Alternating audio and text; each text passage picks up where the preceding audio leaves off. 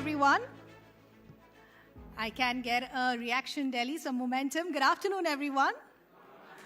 Let's kickstart the day with a huge round of applause. So good to be seeing each one of you. So firstly, thank you so much for taking out the time and joining us. It is such an honor, privilege, and delight to be welcoming each one of you to the Tata AI Conclave powered by CNBC-TV18.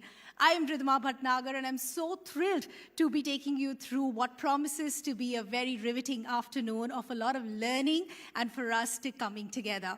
It is so wonderful, as I said, to be seeing such an exceptional gathering of global AI leaders, industry pioneers, policy makers, and innovators. And what is so fascinating is that we've managed to get everyone under one roof, united by a shared focus on one of the most transformative forces of our time, artificial intelligence. And what a fascinating time that we're all meeting at. We're all coming together at a moment that can only be described as historic. Across the world, artificial intelligence today is no longer just a technology trend or an emerging capability. But ladies and gentlemen, what is becoming more and more clear is that today it is rapidly becoming the backbone of how economies grow, how businesses compete, how governments deliver services, and a lot more. So today, from boardrooms to factory floors, and from financial systems to public infrastructure, AI is everywhere. And at its core, AI is fundamentally redefining how decisions are made and how value is created. And at the center of this global shift stands India, with its unparalleled digital scale, a thriving innovation ecosystem, world-class technology talent, and a growing strategic focus on building sovereign AI capabilities. India today, ladies and gentlemen, is not just a participant in this AI revolution, it is actively shaping the next phase of global innovation. And this is precisely the spirit behind today's gathering, as part of also the broader conversations that are taking place around the India AI Impact Summit 2026. The Tata Group, along with TCS, is driving a very, very key dialogue on how India can harness artificial intelligence, not merely as a technology tool, but also as a strategic enabler of its journey towards Viksit Bharat 2047. The Tata AI Conclave, powered by CNBC-TV18, is a key platform within that same endeavor and within that same effort. Industry leaders, policy makers, global AI visionaries will delve a lot deeper into some of the most pressing questions facing India's AI journey, from enabling policy frameworks and building trusted AI systems to scaling deployment across critical sectors of the economy, and also preparing India's workforce from an AI-first future. Our intention today is very, very clear, is to move beyond the what of artificial intelligence, but to truly focus our endeavors on the how and the why. Because ultimately, the AI decade ahead will not just be defined by technological breakthroughs, but by leadership choices, institutional readiness, and the ability to translate innovation into real-world impact at scale. And that is what you'll see being reflected in the conversations that will follow. So the stage is all set. My lovely audience is set. Why don't we kickstart with our first conversation of the afternoon? We have a very power-packed discussion exploring how India can build the backbone needed to power AI innovation at scale.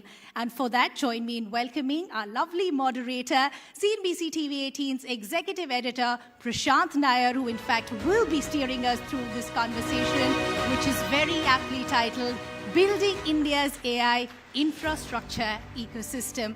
And ladies and gentlemen, let me also now take this opportunity to invite our lovely panelists as well. With a huge round of applause, join me in welcoming Archana Vemulapalli, Corporate VP Global Commercial Sales at AMD. Good to have you with us. Jaime Iwaez, VP and MD Asia Pacific, China and Japan at AWS. Good to have you with us.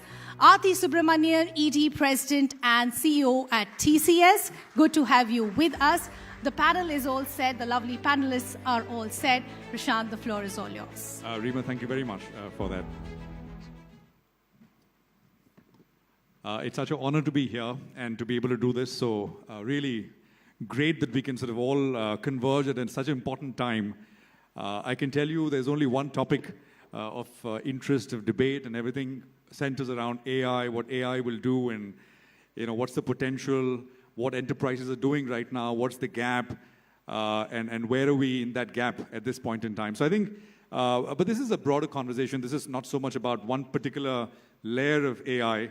I'm just going to, Archana, apologies for this. I'm going to quote Jensen for one bit before I kickstart. It's okay. Yeah, just one time. So Jensen called AI a 5-layered cake, right? He said it was energy, chips, infra, model, apps. I think out of the 5 layers, we got 3 layers right here, or maybe 4. So we'll find out. But so this is a broader conversation that we want to have in terms of what India, where does India fit in these 5 layers, and where does India have natural advantage? Where does it need to build strength? Should we build strength? Should we go into areas where we don't have a natural advantage, et cetera, et cetera? So I think there's a lot to cover here in that sense. So let me just sort of throw open the discussion. And Aarti, why don't you sort of set this up for us? Why do you think India is attractive in the field of AI, and where do you think the natural fit really is? Thank you, Prashant. First of all, good afternoon, everyone. It's great to be here. And fantastic being here with my co-panelists. All of them are close partners that we work with, Hemi and Archana. It's great to be here with you today. So when you look at India as a destination, right? So I think the first thing that all of you will agree is the demographics, right? So when you look from a consumption point of view, right? India is the biggest market. Given our population scale, consumption of AI, whether it's on the consumer side or, so that's a big one. And the second one I would say is the complete diversity and the population scale data again. So data, the second D, so demographics data. The third one I would say is the developer community, which comes back to the talent. And this is a community which is constantly, right, raring to go, learn, and look at all the technology advancements and start building that capability at scale. So I think those 3 are big reasons when you look at, whether it's from a model point of view, consumption point of view. So I think that's a big, India becomes a very big, important destination for global companies. And I would say the most latest entrance into this space is the data center. With the focus that the government has brought in, where the AI infrastructure, rightfully so, is the foundation for artificial intelligence. So there's a huge focus on data centers and building out that capacity in India. So I think all the government policies, the focus on the India mission, plus the 3 Ds I talked about, the demographics, data, the developer community, and the talent, make India the best destination for companies to partner with us. And of course, TCS has now got into the data center side of things as well with that partnership with TPG. So we will see more of that build out in the coming sort of months and years. Absolutely. Jaime, come in here. Same question to you. I mean, just to kick this conversation off, why do you think India is so attractive? By the way, Amazon, of course, has announced tens of billions of dollars of investment, right? Both on an overall company level and also cloud and on the data side. So take it away. Yeah, when we talk about investments, it's good to start putting facts and actions into play. We recently announced 35 billion investment across Amazon in all the different businesses in the country. In particular, data center and cloud. We announced 12.7 billion of infrastructure in the country, in India in particular. So I can tell you that's the magnitude of opportunity we see. For me, mentally, India equal opportunity and transformation. Because at the end, the world of AI is really about transformation. But let me go deeper in three of the topics that Arti actually mentioned. India has a remarkable talent pool, which is shown in terms of developers, millions of developers, startups that arise from India, and the fact that 50% of the population is below 25 is a huge data point because it's a remarkable pipeline of talent. But it's also about learning agility. All these millions of young men and women are arising in a world where they grow digital already, with full understanding of the importance of technology. But there's one word that really matters in the world of AI is learning agility and a culture of experimentation. Because the technology is there, but it's the people that is going to make the most. And it's so willing to understand a need, a customer need, or an idea, and convert it into a reality by leveraging the technology. And that culture is what India talent has. And it's also a view that whatever is done for India can make a difference to the world. And that is what makes India so relevant, even from a global perspective. The second topic, and you just talk about it, is the government approach to digital data center and cloud technology. When they make an announcement to make it part of the core national infrastructure, that's a huge step forward because they offer millions of people the opportunity to have access to technology that is scarce in an affordable way. And that transforms into democratization of opportunity. When you provide access to the technology, you are, by definition, democratizing opportunity independently of location and in very different, diverse talent pools.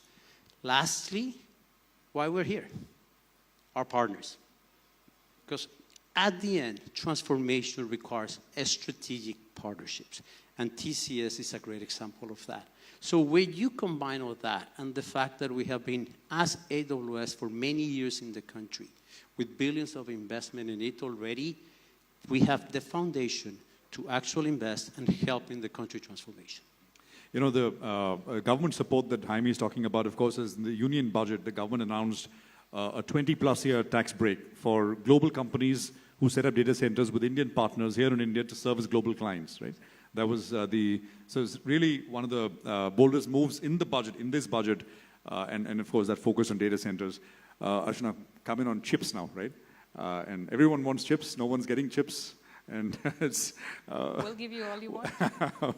But tell us, where do you see, what is, I mean, of course, one thing I've heard is talent, partnerships, people, the developer community, and of course the government support now, which is very much there. So how do you see, where do you see India's attractiveness to kind of sort of develop this ecosystem? Maybe I'll frame it a little bit in terms of what is India's opportunity and where all of us can play a role in sort of supporting that vision and ambition. The country has done a tremendous job leading the world as a sourcer, not a consumer, but a sourcer of intelligence, human intelligence, right? Whether that is through GCCs, whether that's through building great software. I mean, the talent in this room, TCS is a perfect example of all the workforce they have. Amazon has a huge presence here. We have 8,000 people here in AMD working in India. So that idea of extremely smart people solving very complex problems, this country has led the way in. But the big thing with artificial intelligence and sort of the fast pace at adoption that you're seeing is intelligence is broadening to both human and artificial. And that's where the data center conversation fits in. So when you talk about data center investments and builds, that's why having an equal presence in how that evolves and develops and being an active participant and an active leader in that is key. And that, I think, should be India's ambition. And I think is what's getting reflected in everything that's getting announced. Equally, TCS's ambition, right? That's why they announced Hypervault and the direction. Now, I think the other piece is, I would actually sort of maybe bring this to everyone's notice is when we say data center is a very historical term. Data centers were the construct of way back when I had a very passive deployment of infrastructure and it housed data. AI is all about intelligence. So when you think about these infrastructure investment bills, it's actually about how you're building very deep intelligence centers that give you the outcomes in a materially different way. And so that positioning is super important. Chips are one part of the story, right? And it's a complex structure because most of us who worked a certain way our lives are sort of adapting to what this means. And so from a semiconductor perspective or a chip perspective, our approach is, and what we're working extremely hard at, is how do you actually be ready for the scale and ambition people have? And I'm telling you, ambition is changing every month. It is amazing the conversations I go into, and people have such drive, such passion.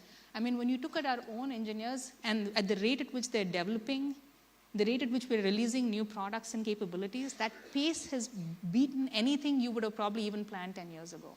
So I do think there is going to be massive transformation that happens, to Jaime's point.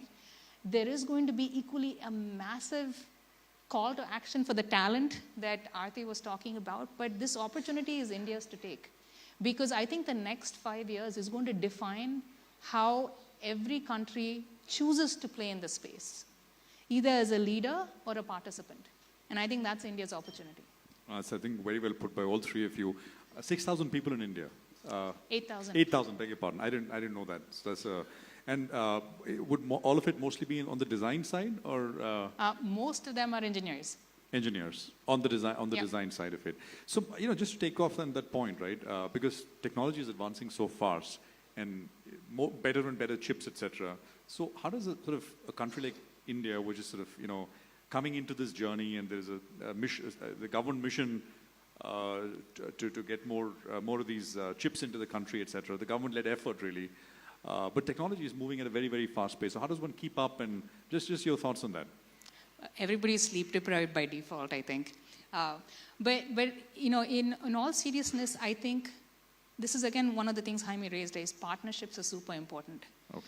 All of us have strengths we've played with, and when you're moving at speed and pace that none of us are used to, you want to work with people you trust, and you want to bring in the best that you can. I mean, with our partnership, we are looking at everything that Tata has, the best that they're bringing, the expertise that TCS has and their insights, and then we're bringing what we play to, right? Our strengths are designing really, really good infrastructure and compute that can span. But we're trusting our partner to tell us, how do you want to go drive this at scale? What does that enterprise adoption look like? What does success for India look like? Those partnerships are key, right? And that's exactly what AWS does as well. So for us, it's these partnerships that I think are going to be super critical. And then we each play to our strengths. And look, if you want to know about getting best and brightest, if you go to the expo floor, please go by the AMD booth. We have the next generation rack scale system on display, right? If you want to see what 2.9 exaflops of FP4 performance looks like, it is right there for you to see. So when we talk about shipping the best to India for India to see, we have it there. Wow, and that's great to hear. Aarti, if I can just come to you, partnerships, right? So talk to us about how this is really going to play out, and how will Indian, because this is going to be led by of course, there's a government effort to it. It's very core to the government, as Jaime put it as well. But at the end of the day, at the front end, the sharp end of it is going to be led by private enterprises. So will we see more exclusive partnerships between companies XYZ, like for example what we see in the US, or will it be everyone working with everybody else? Just give us a sense of how this is going to develop going forward. See, when you look at this, and we made our announcement in October with Hypervault, and investing in AI intelligence centers, if I may call it that, here in India. And I would say in the last, about 6 months now, I think there's been focus on, I would say, 3 big areas. One is partnerships. You heard our announcement with AMD, bringing rack scale, latest AI reference architecture, Helios architecture here to India. So I think that's a great example of partnerships. So partnerships with, chip makers, and there are going to be a lot of other partnerships which are required to set up the data centers. So a lot of OEM partnerships are going to become very important in the entire data center built out on top of the chips. So we're very actively working on that. Then the second I would say, is our own internal partnership within the Tata Group, which I call it Tata Group Synergies. Because building these data centers, what are we doing? TCS is coming together with Tata Communications, brings strong communication and networking experience at scale, right, globally. We are bringing together Tata Power, which is building data centers for AWS and other hyperscalers here in India. So we have that experience. We are bringing Tata Power, right, for all the renewable and green power that we need to really innovate and build these data centers differently here in India.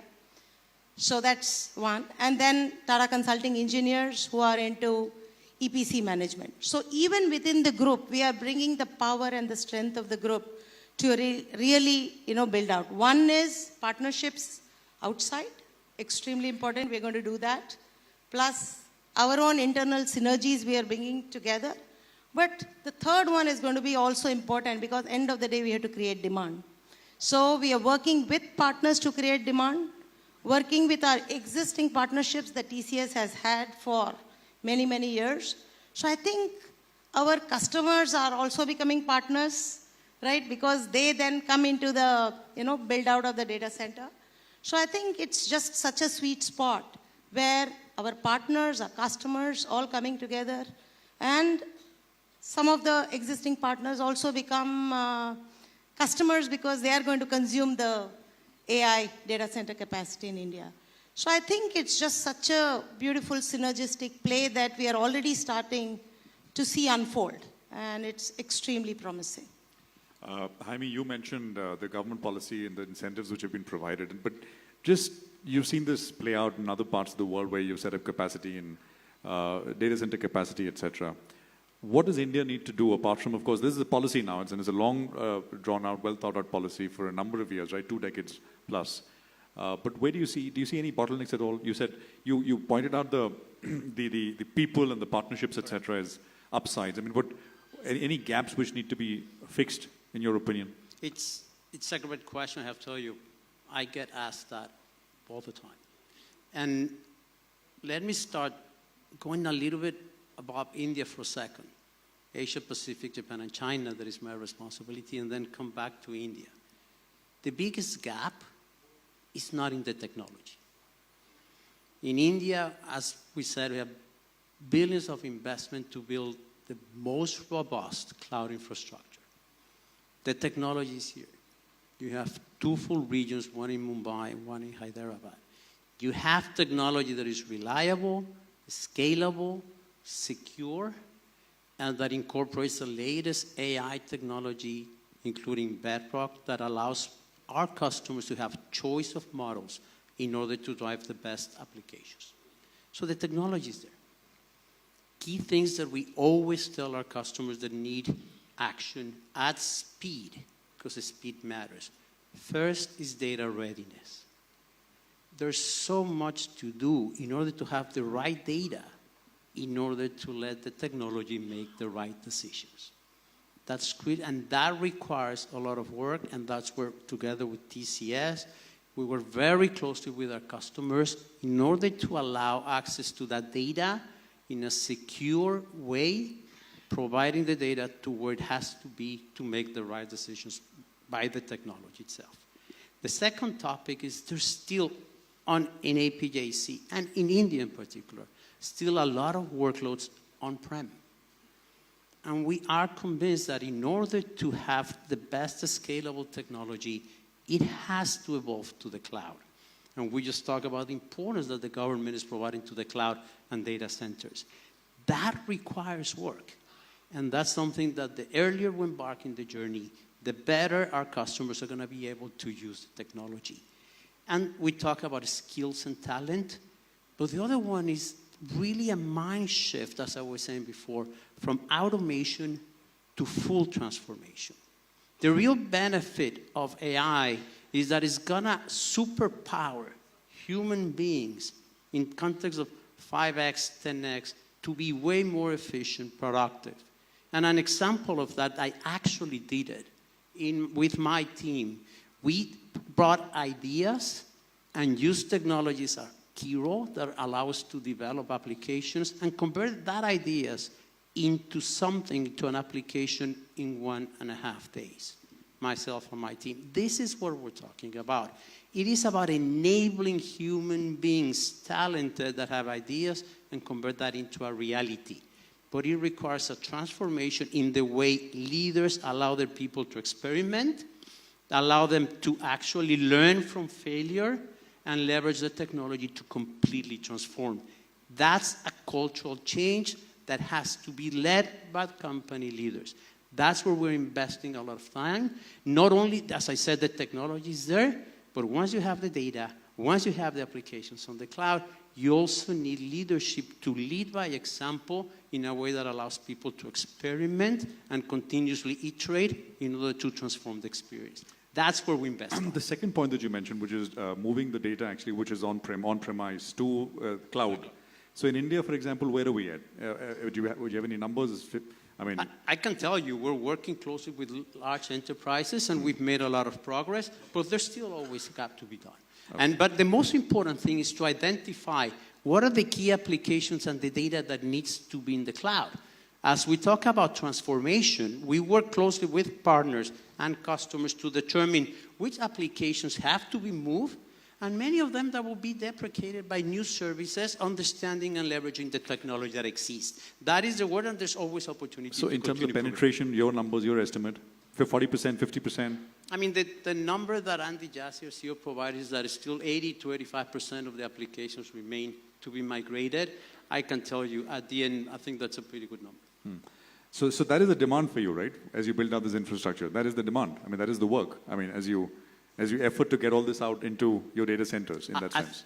In my view, it's very simple. That's the opportunities for all our customers have. Absolutely. In order to transform the customer's experience and really provide the service that all our customers are demanding. What about some of the other stuff? I mean, power, land, water. I mean, those kind of things. Are those issues at all, as you see it? Have there been issues in other places like China, etc., that you mentioned? Do you expect that to be, I mean, problems to be solved along the way? Or I think, let me answer that in a very simple, as Arti mentioned, that's where our partnerships allow us to grow and invest in the different countries in order to address the different challenges that we have or the different opportunities we have. That's the value and the importance of our partners in every market where we operate, in every country where we operate. Arti, you wanted to comment? Sorry. I just wanted to, if I can answer that question from an India context, right? I think in terms of the enablement required from a land perspective, power, I think the support from the government, the state governments has been amazing. Yeah, absolutely. Archana, the cost of inference in that sense, right? I mean, how is this going to scale on the downside? I mean, is technology going to get cheaper and cheaper? I mean, or what's your sense on the chip side? I mean, that ultimately, when you scale, you do want to drive costs down because you're driving utilization and structure, right? So from a design standpoint, when we think about what compute means and what compute needs to do to fuel transformation for what the world is demanding, we recognize compute comes in all shapes and sizes, right? So we actually have, right from a client, a server, a GPU, an edge device, we have the entire gamut of what we build. And so a huge part of it, and Arti and I were talking about this in the back room with Jaime, right? When you talk about AI transformation, and TCS does this really, really well, it's all about what are the outcomes, what are the business desires, what are the goals that you have, and then how are you using this powerful constructs, how are you using the mechanisms of whether you consume to cloud or you keep something on premise or you build a data center in that extent of an ROI, right? And so our goal and what we should be doing and we are doing and we should be demanded of us is that we continually build the best capabilities at the best TCO. That's it. And so the cost of inferencing, when you talk about it as an example, right? Inferencing is not just a chip cost question. Inferencing is a system optimization question also. Inferencing is a latency question also, depending on what you want to do. Inferencing can also have implications depending on if you're moving data cross-border. So when you're making that design decision for your business or your organization or your growth area, you have to factor all those things in. And that's why you want to make sure that you are making the right bets and you are calculating what those estimates of beds are. But you can be rest assured, I mean, if you're looking at even what the costs have been, even the last 2 years, right? It's very hard to predict how anything changes in this space in the future, but if you look historically, it's just been massive. I mean, the progress has been massive. The scale of compute that we plan to reach has been massive. The cost valuation and the decrease has also been there. So you will absolutely see the benefits. I mean, some of the stuff that you read is absolutely phenomenal, right? Memory, for example, has been the big story for the last 6-7 months now. Micron, I just read, is putting some $10-15 billion into add more capacity. I mean, are those kinds of things constraints as well? I mean, I know you don't have to, but he has different people worrying about it. I go back to the value of partnerships. And I can tell you our services teams, our infrastructure team, work very closely in the different countries with the right partners in order to address the different challenges. It is a fact that in a way, in a world where we are leveraging technology to drive transformation, no matter how good the technology is, no matter how good the billions of investment are in order to drive that technology and offer it, it is the value of partnerships that will allow us to scale in the different countries in which we operate. In a country like India, such a diverse environment where you have multiple languages, where you have extensive geographic coverage that is required, partnerships add a lot of value. And I can guarantee you in Amazon, there are different partners in all the different areas of our business in order to make this happen. But I think it's just one context on what you asked him, right? And I think this is important because in this space, speed is inordinately important. So people get caught up in, oh, well, there's a memory shortage, or is the chip price going to high? What they're missing completely is the opportunity cost. So while we try to do our traditional P&L lens of, well, should I do this or that, whoever builds the fastest, whoever moves the fastest, and there are a lot of people intentionally doing it, because they see the world transforming in a way that we are not used to.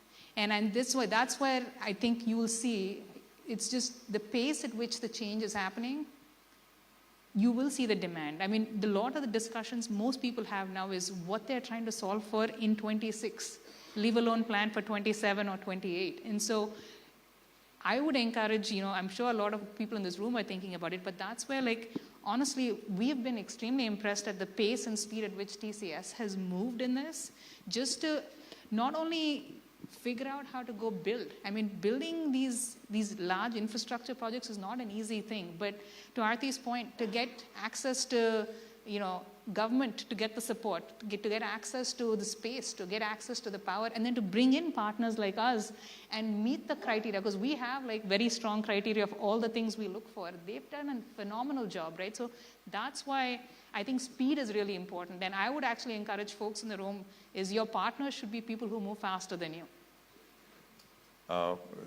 Absolutely, and I think that's well put again, Archana. Talk to us about people, Aarti, because that I think is where I think Jaime mentioned as well.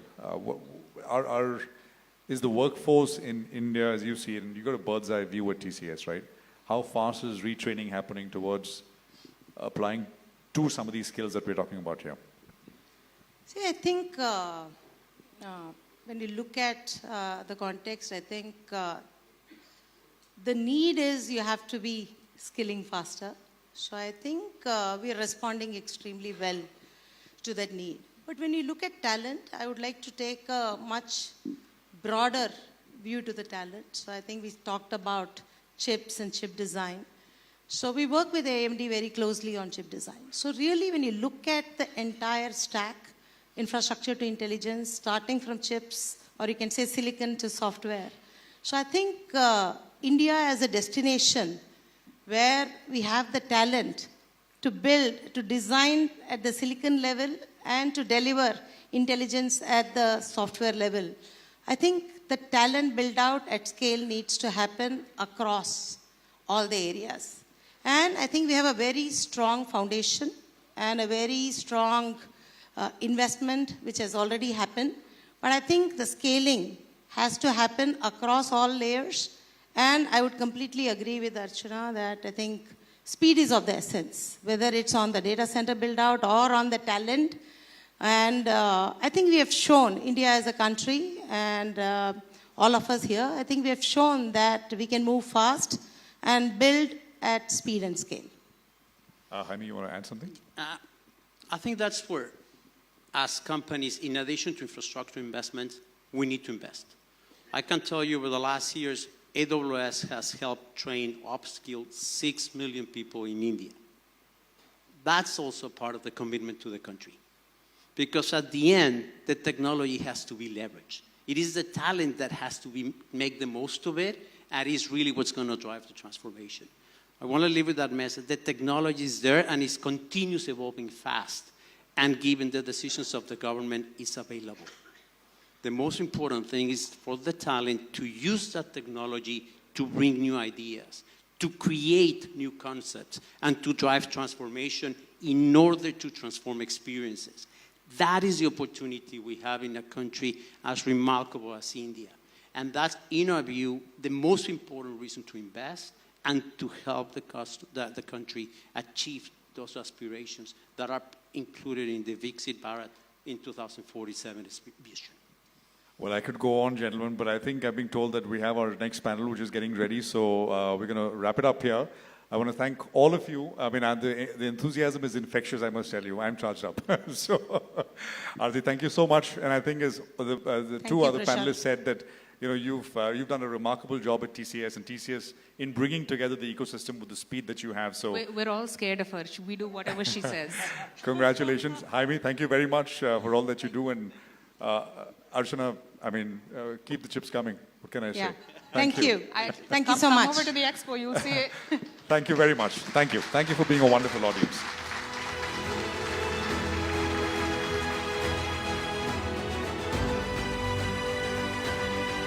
Thank you, Prashant. Thank you to our lovely panel. If I can just request all of you to come together for a group picture, please.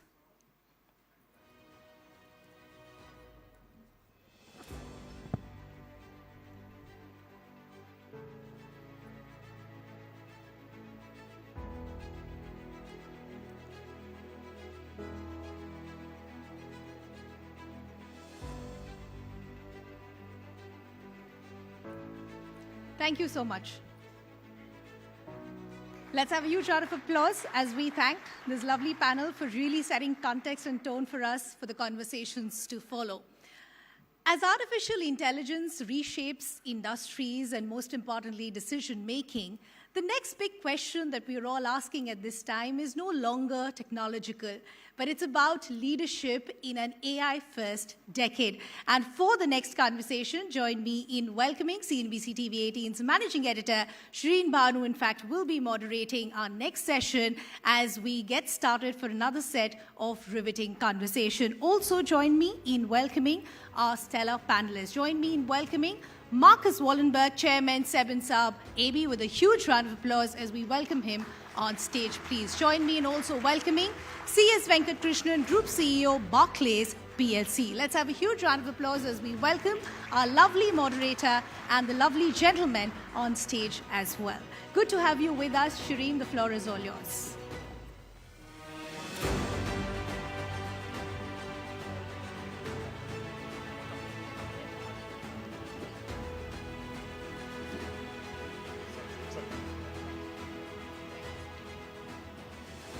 Good afternoon, ladies and gentlemen. What an absolute pleasure it is to join you here at the Tata AI Conclave powered by CNBC-TV18. I don't know if you feel like there's been too much AI this week. I certainly feel like that.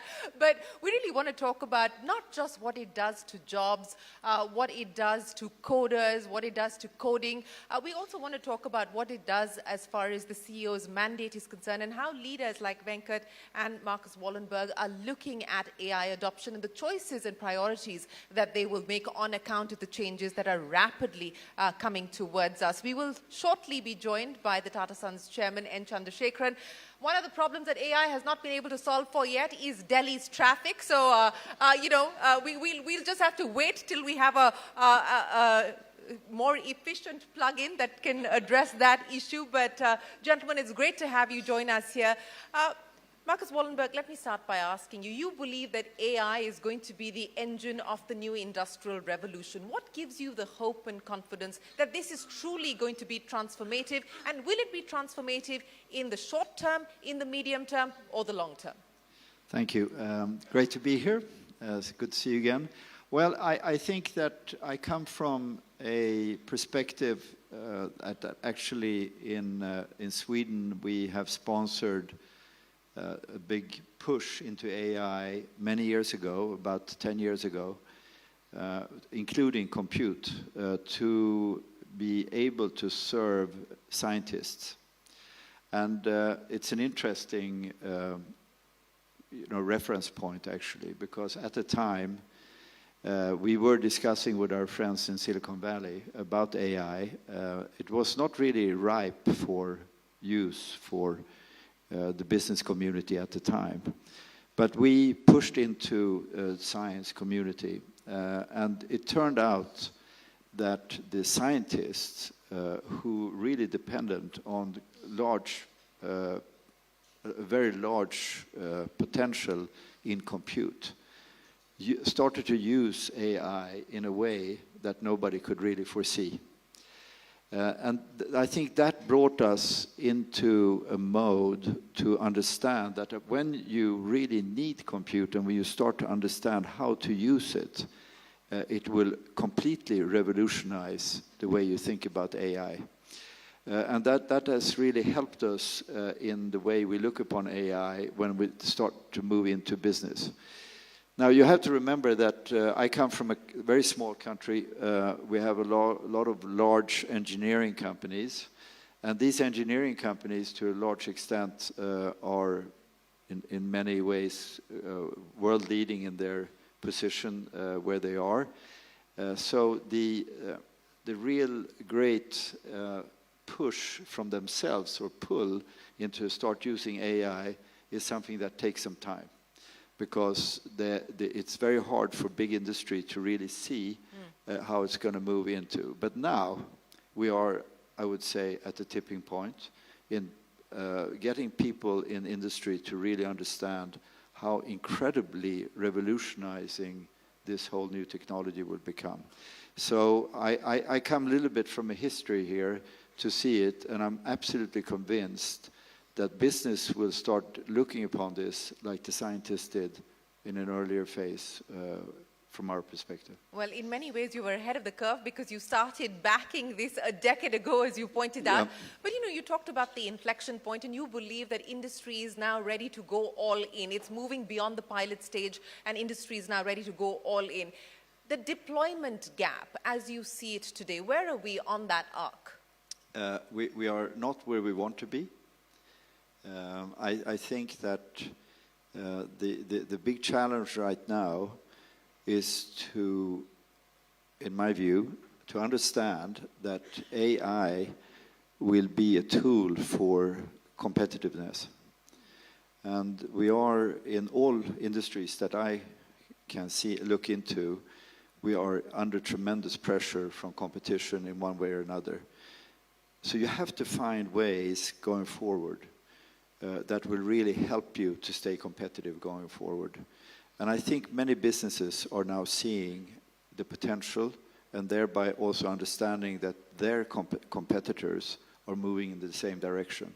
And therefore, they must apply AI tools and other technologies to really make sure that they stay ahead of the curve right now. But we are not where we would like to be. We're not where we would like to be. But Venkat, let me address the issue with you. In many ways, you're going to be writing the checks that are going to fund all of this magic, so to speak. But, at Barclays, and I want to frame this in the words of Marcus Wallenberg, that this is now about competitiveness. AI is not about cost optimization only. It is, of course, to a large extent, helping you do that, helping a bank like yours do that. But it's not just about cost optimization. It is about competitiveness. How are you looking at AI adoption within Barclays as a CEO today, running this mammoth enterprise? Does it overwhelm you, the choices that you need to make? So, first of all, thank you, Shireen, also for having me. It's great to be here. I would say that it is occupying probably the single topic that's occupying the most time for me and our leadership team. And you're right, it is not just about efficiency, it is about competitiveness. And I would say there's a part A and a part B to the competitiveness.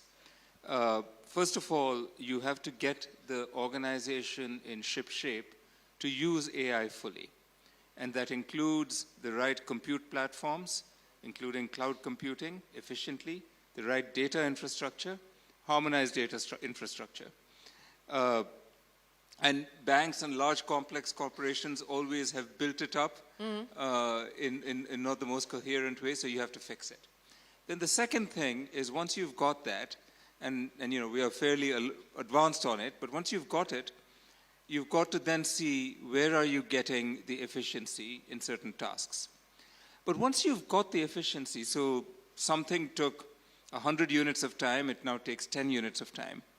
What are you doing with the 90 units of time? There may be some tasks where actually the task is done in 10 units.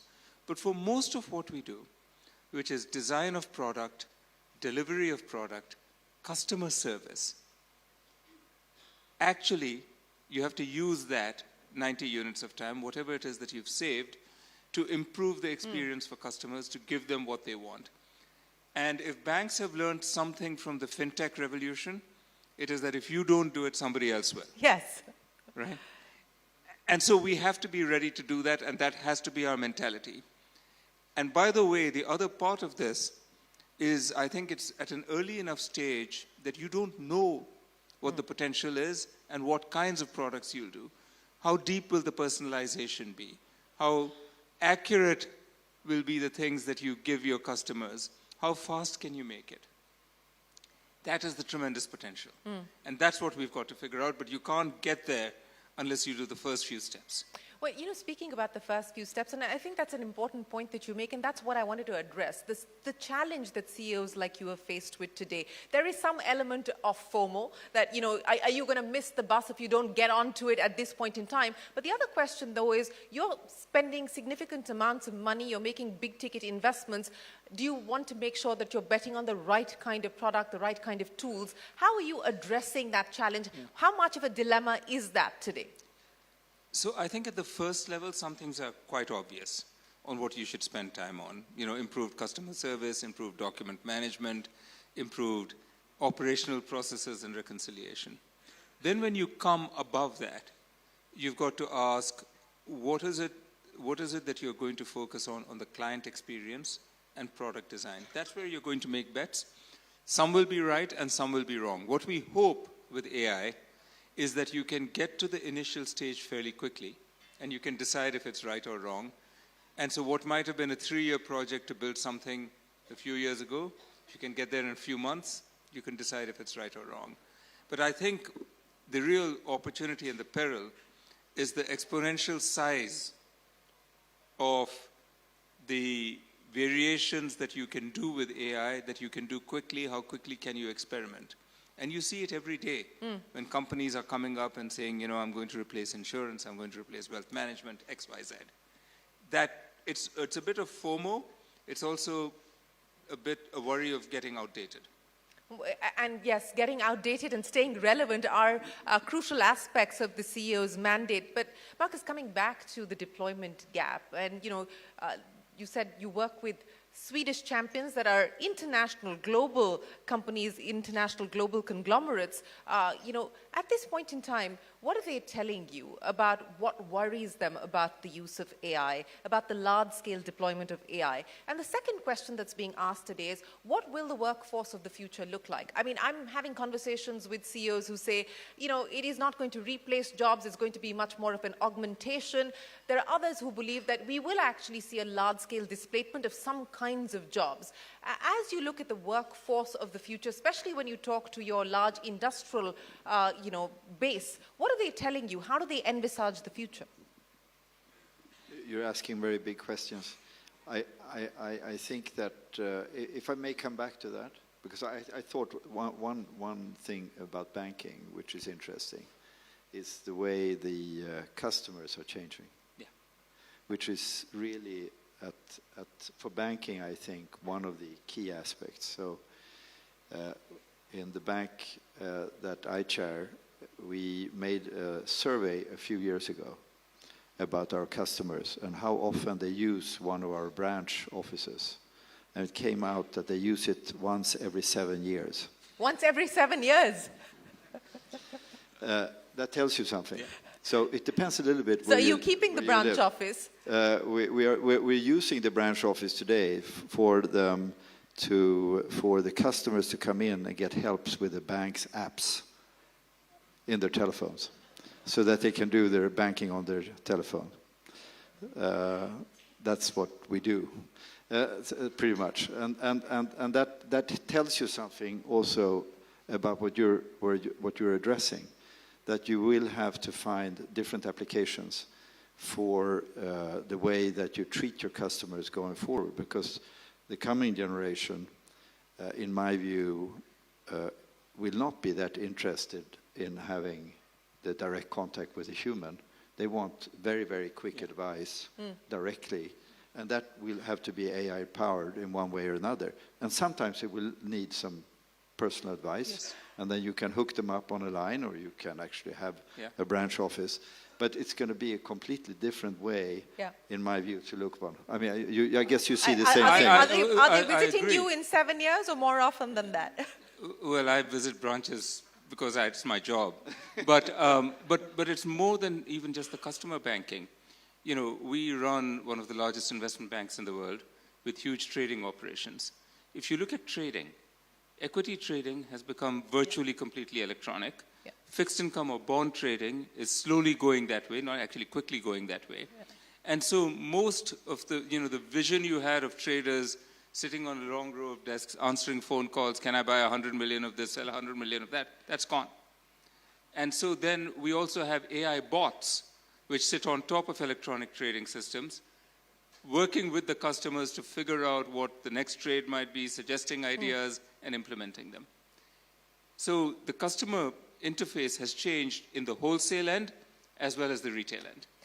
This agentic wave that you're both talking about, well, we do have N. Chandrasekharan right off the flight from Mumbai.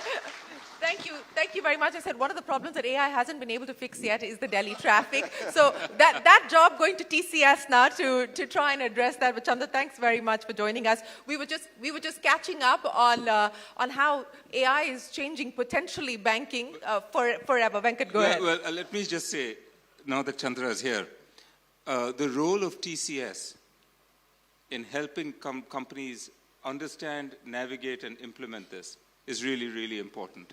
So we're all your good friends now. Well, that's a perfect note to welcome you, Chandra. Thanks very much for joining us. And that's essentially what we want to talk about. There's a lot of hyperbole around AI, the disruption it's going to cause, what it does to Indian IT services, and so on and so forth. Let's get the elephant out of the room to start with, and let's address that issue. The floor is all yours, and I know everyone is waiting to hear from you on that. Straight. Straight. See, there is no question that AI is a fundamental technological change. So I have called it as a civilizational change. The way to look at AI is it's the next infrastructure change. If you go back in history, the steam engines was a big infrastructural change. Energy, electricity was an infrastructural change. Internet was an infrastructural change. AI is the infrastructural change of intelligence. It is the infrastructure of intelligence. So whenever there is a infrastructure change that happens, always these questions arise. What does it mean? What is it going to change in the world? How do we adopt it? Will the world be the same? Will businesses exist?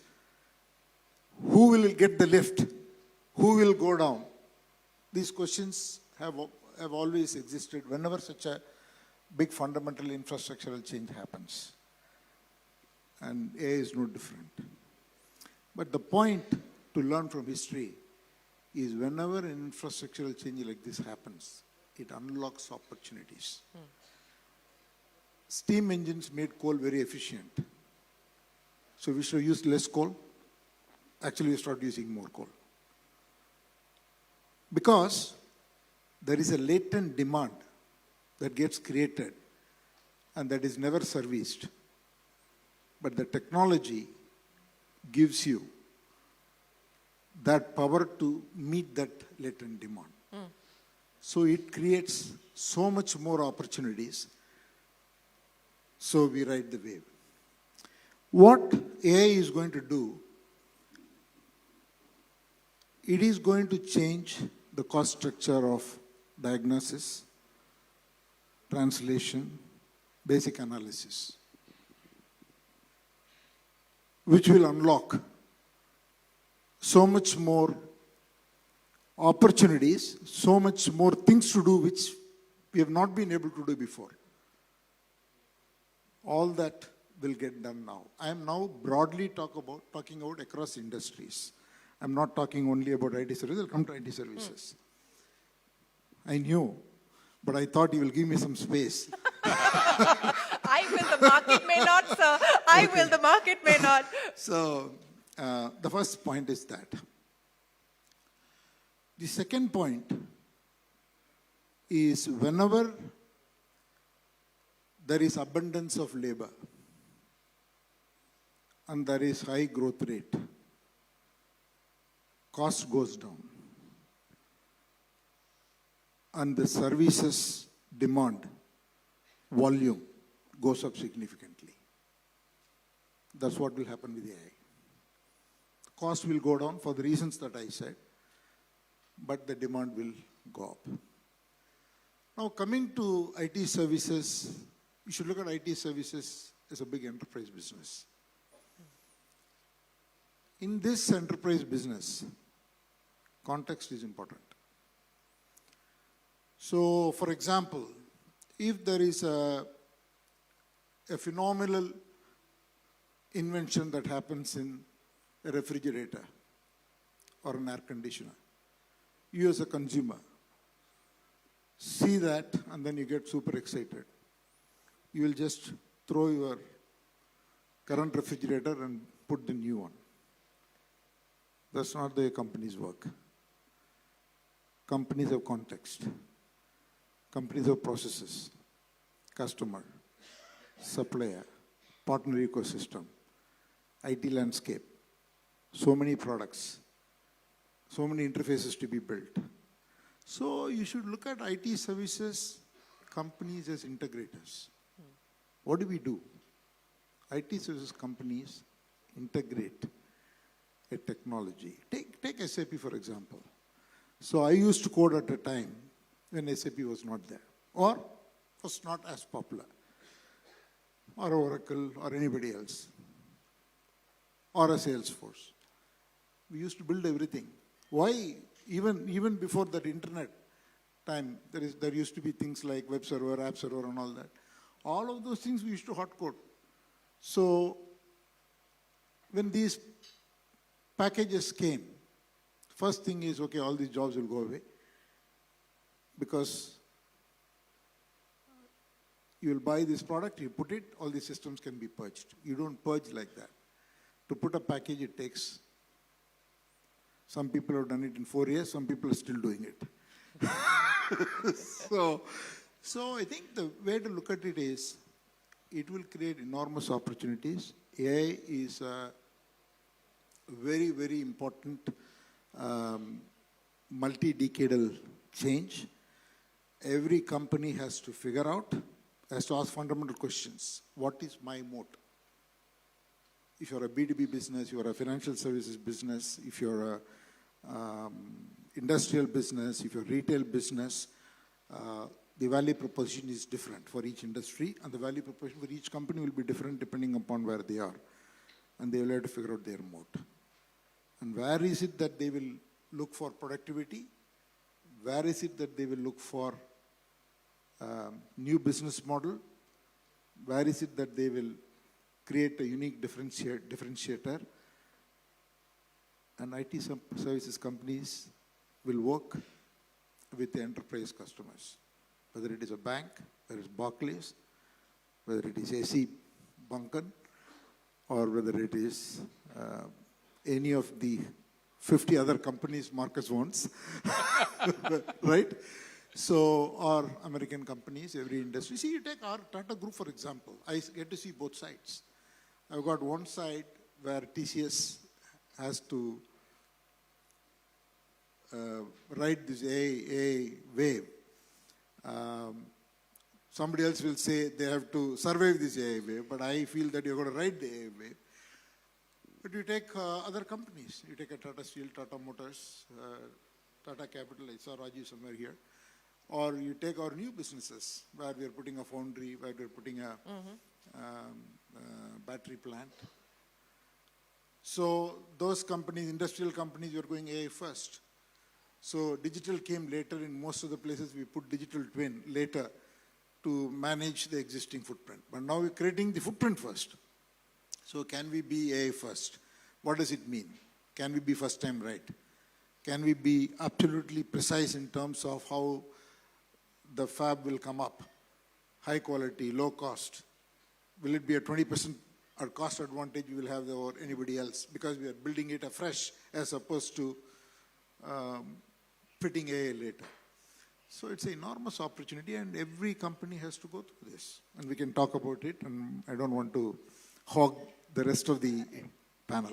No, we started ahead of you, so you're not hogging at all. But if I could rephrase what you said, it's not going to be so easy to throw out Indian IT services companies in the mix as is being made out to be. Essentially, that's the point that you're making. Point. The second point, actually, the more important point I'm making is IT services companies, rather system integrators, will have a greater job, greater responsibility. So when we work with Barclays, we know the Barclays context. Yeah. We know their data. See, talk about data. Data silos, you talk about it. So all the AI models are really competing. There are 4 or 5 models in the US and there are Chinese models and there is Mistral. There's many models coming up, Indian models coming up. But they work on global data, World Wide Web and all that. But when you go to an industry, there is industry-specific data. Then when you go to a particular company-specific data, you take Tata Motors. Yeah. I need to, commercial vehicles, I need to talk about commercial vehicles data, the park in India for the last 30 years. And then there is so much more data which are very specific. So there has to be models built which are industry-specific and also company-specific before AI can really help you. And who is going to do all that? Yeah. You. But Venkat, let's address some of the issues that were raised there by Chandra. One other point, but the companies have, IT companies have to do a lot of work. Yeah, like every other time, they've got to equip themselves with all the skills that are required. They've got to go through that. Execution. The execution risk, absolutely. The execution risk is going to be the key one. Yeah, Venkat, go ahead. So I completely agree with what Chandra said. And 2 points. We'll come to IT services companies and service companies and India as a whole. And then the question of latent demand. So just, Marcus mentioned that people go to a branch once every 7 years. But they interact with their bank much, much more now that they have it on their app. That's the latent demand. They check 100 times a day whether did my money come in, did I pay somebody, did I add, So that is the latent demand that happens. The second thing, as Chandra said, and coming back to what I had said earlier, first companies have to upgrade their infrastructure. What is their cloud computing platform? What are their data platforms? What are the ways in which they make systems standard, processes harmonized? There's a lot of work you do even before you let the first AI model start. And IT services companies play a critical role in that. Then it is, how do you implement the AI models in such a way that is consistent with customer service requirements and for banks, regulation. Yeah. Right? We are regulated industries, highly regulated industries. That's the second thing. And then, of course, there is thinking about product design and product implementation. Now, the technology is the stuff that we all talk about, right? The faster chips, the large language models, the data centers. But in the end, the value of AI is in its actual implementation in companies, governments, processes around the world, right? And that is the hard part.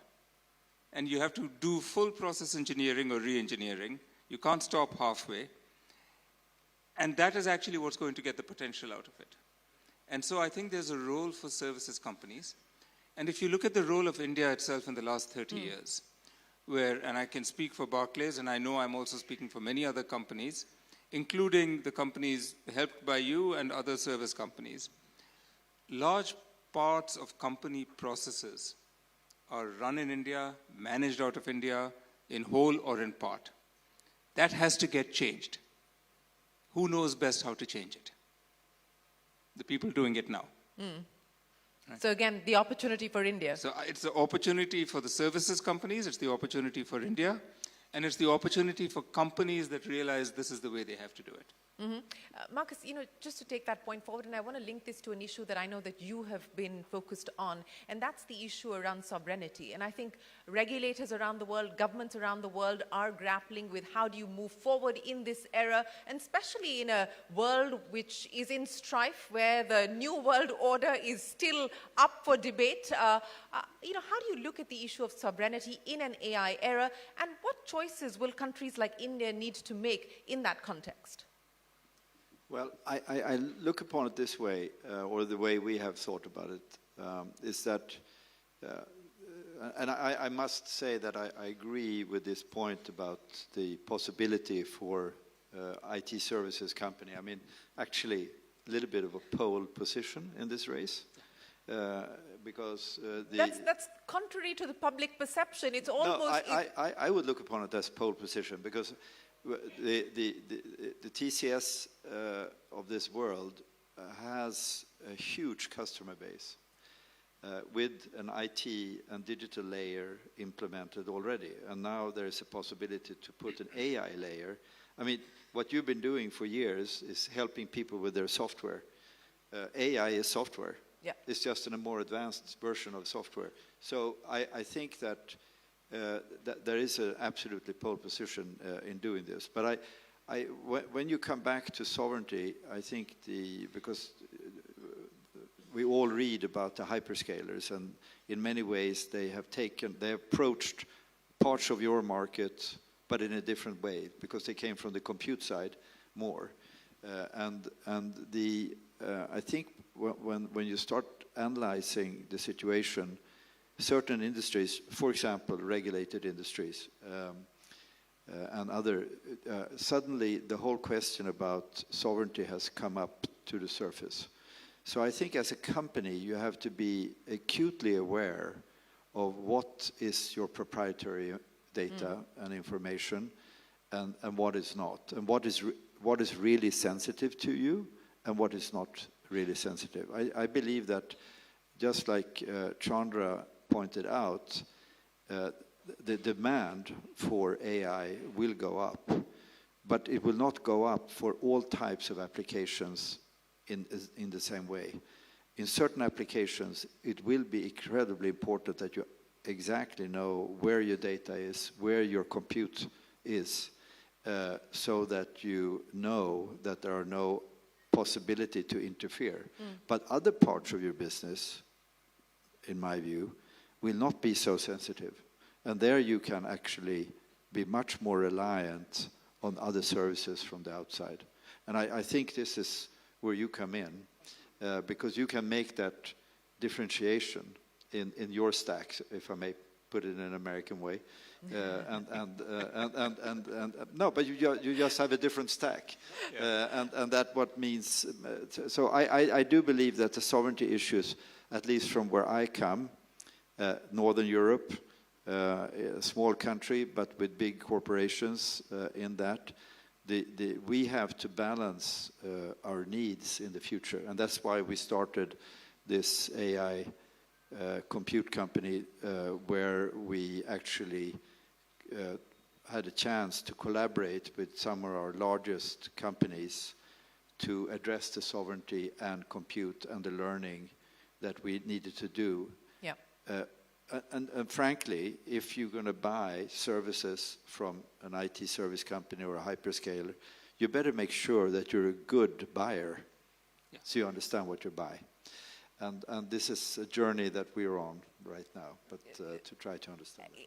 And it's a complex and a challenging journey, as you point out. But, Chandra, I want to address the India issue now, because we are here at the India AI Impact Summit. And you truly do believe that India is going to lead in an AI era. Why do you believe that to be the case? Will we just be consumers, or will we also lead as far as development is concerned? I am super bullish on India leading the AI wave in multiple dimensions. First of all, Indians are big AI optimists because we have seen what a digital public infrastructure has done to our country. There are at least two examples. The digital identity, second one is a digital payment. 50% of the world digital payments happen here. I mean, none of us can live without a digital payment today. And even a taxi driver doesn't take money. Nobody takes cash. Okay, so it's dramatically changed the common man's life. And yesterday you saw, I don't know whether how many of you saw, TCS put together this event with these rural women. Yes. I mean, it's just incredible. These are people who have no computing experience of any kind, no basic learning experience, and see what they were able to create in those 3 to 4 hours. Yes, they have been looking forward to this event and so on and so forth. It took last 1 month to assemble all these people to bring them to Delhi, but it's just incredible what empowerment it brings. So I think within India, it will change. People talk about inequality. It's the biggest equalizer. See, all these women are going to be confident. See, what makes a person successful? It is not anything, it is confidence.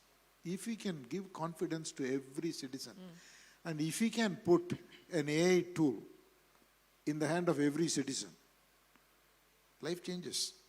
And so it's going to be very, very profound. Very, very profound. We will see impact in healthcare. You take healthcare. So you take ASHA workers. They were basically data collectors. They have been given a now AI tool. Now they have become caregivers. They are already doing jobs for which they are not qualified. AI makes them qualified. So they are taking away jobs from the high-skilled people. So AI fundamentally does something very, very special. It is going to kill the barriers of high-value activities. So every person can operate at a higher level. Now coming to India for the world. I think if you see the AI infrastructure, yes, there is chips, which is very advanced. There are only a couple of people make it, and it's now dominant by NVIDIA, and maybe 2-3 people will make it, and more people will come over a period of time, maybe, but it's completely dominated at one level at this point in time. Then the data centers will come everywhere. It's not going to be only in the US, it will come everywhere because the sovereign question you raised. Yeah. And so AI will accentuate those questions. See, COVID time and the whole geopolitical fragmentation created a similar situation for supply chain. Yeah. So supply chains are now getting rebuilt nationally, regionally, where resilience is overriding efficiency. In the AI world, privacy and sovereignty will override efficiency. It's going to happen. So you will find investments happening everywhere. There will at least be in Europe, there will be a European level data sovereignty. If not country by country, that will be European level. And I have already met in the last 24 hours people who are decision makers in Europe, and they are saying the same thing. Now you come to the next layers on top. Models. LLMs are very important, but models above LLMs are important. So we are already working on building an India-specific model. It's not so much model, it's data. So we can use any LLM, but the point is, you need the data which are very specific. That will not be there in the LLMs. That will happen in every country. Then there will be industries. So all those capabilities, India will play a very, very serious role. And then agentic AI, domain solutions, all those things, India will dominate. Because the resource is there, talent is there. And as Marcus said, and Venkat said, all those people are here. So I think it's a big opportunity. India has a very significant role to play. So I don't want to say who will win the race, etc. I think it is for us to make it count and play a very responsible role.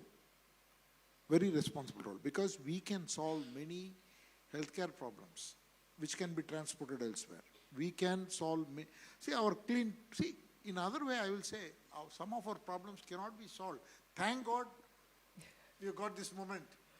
Otherwise, how are you going to solve our sustainability problem? How are you going to solve our inequality problem? How are you going to have access? So many people don't have access to the market. Yeah. So thank God that this whole invention is happening. It is for us to take advantage and help ourselves and help the world. You know, Venkat, I know you have a hard stop, so let me end by with you specifically and ask you, as a CEO today, and you talked about some of the emerging trends that the bank is looking at. Agentic AI, agentic commerce, of course, is going to be the next big thing that everybody is trying to get onto the opportunity. But from your vantage point today, if you were to leave this audience with what you're focusing on, the messages that you're telling your team. I was talking to the global CEO of Qualcomm this morning, and he said, we're all gladiators. We have to keep reinventing ourselves every day. What are you telling your team? A few things, and I'm happy to stay. One is learn as much as you can, as quickly as you can. Right? If you don't have the skill set, at whatever level in the company you are, including the CEO, then it's not going to help you. The second thing is decide what are the limiting factors in getting AI implemented. And typically it is data, it's compute. The third thing is once you've got that, let's decide what are the important issues which we can address. And there will be a little bit of top-down, where we think of important business processes that we want to address across the company. I think there will be a fair amount of bottoms up, and I've seen success in this, where we have hackathons, where people come and they look at their little process, and they make it better. But innovation comes from thousands of such improvements. And so I think that, by the way, will accomplish the learning and the adoption. And so that is what I have to say. You have to unleash it, you have to give the infrastructure, you have to give the capability, and you have to see where it lands. In big companies, in regulated industries, you've got to do it with certain guidelines. But you're building this upon the work that you've done with others, you've done in the past. And you've got to work with partners who understand what that is and who have the perspective of looking across different industries. Because I think the one thing I'll say, speaking for myself, is I actually don't know what's going to happen. But I think it's going to be important and big. And I think that's an honest answer, but that's also the answer that a lot of people at this point in time, or the question that a lot of people at this point in time are dealing with. By 2030, on account of AI, do you believe the bank is going to look very, very different from where it is today? I certainly hope so. Right, because if it's not true, then we've not taken advantage of it. then we haven't taken advantage of it. Marcus Wallenberg, you talked a little bit about Spherical, and that's your AI-led initiative. But the companies that you work with, what's the sense that you get? In 5 years, how different will these companies be in terms of work processes, workflow? And speaking of the unlocking opportunity, do you truly believe that we're going to see that unlock happen in the next 5 years? Well, I certainly hope so. I do think that there will be a huge shift. I do believe that this momentum that I believe is coming quite fast. And I'm not sure that we really understand how fast this is really going. As I said earlier, some of the companies that I am involved with are into, for example, manufacturing. And I think a lot of people have not really understood that actually there are humanoids standing on Chinese assembly lines to make cars. Yeah. Already today. And that is, that would not be possible without AI. So I'd just like to make the point is that we will have to adapt and we will have to go much, much faster than we maybe think to stay competitive going forward. Because this is really a matter about being competitive. And not only on the efficiency side, but also deliver more interesting products, more interesting services to our customers as we go along. So I believe that. So to your earlier point, what will happen to all the people? Maybe I'm too optimistic here, but I do think that entrepreneurial behavior over time will make a lot of new possibilities opening up over time that we don't really see today. But should I just take an example which I don't even understand myself, but actually if you think about internet, it has created a profession which I didn't know and I can't know anything about, and that's influencers. Don't ask me what they do and how they do it, but sure, a lot of people are actually making a lot of money in that field, and maybe we'll see some real stuff coming out of the AI world as well. So I don't think we should give up on human mankind just because AI is here. Yeah.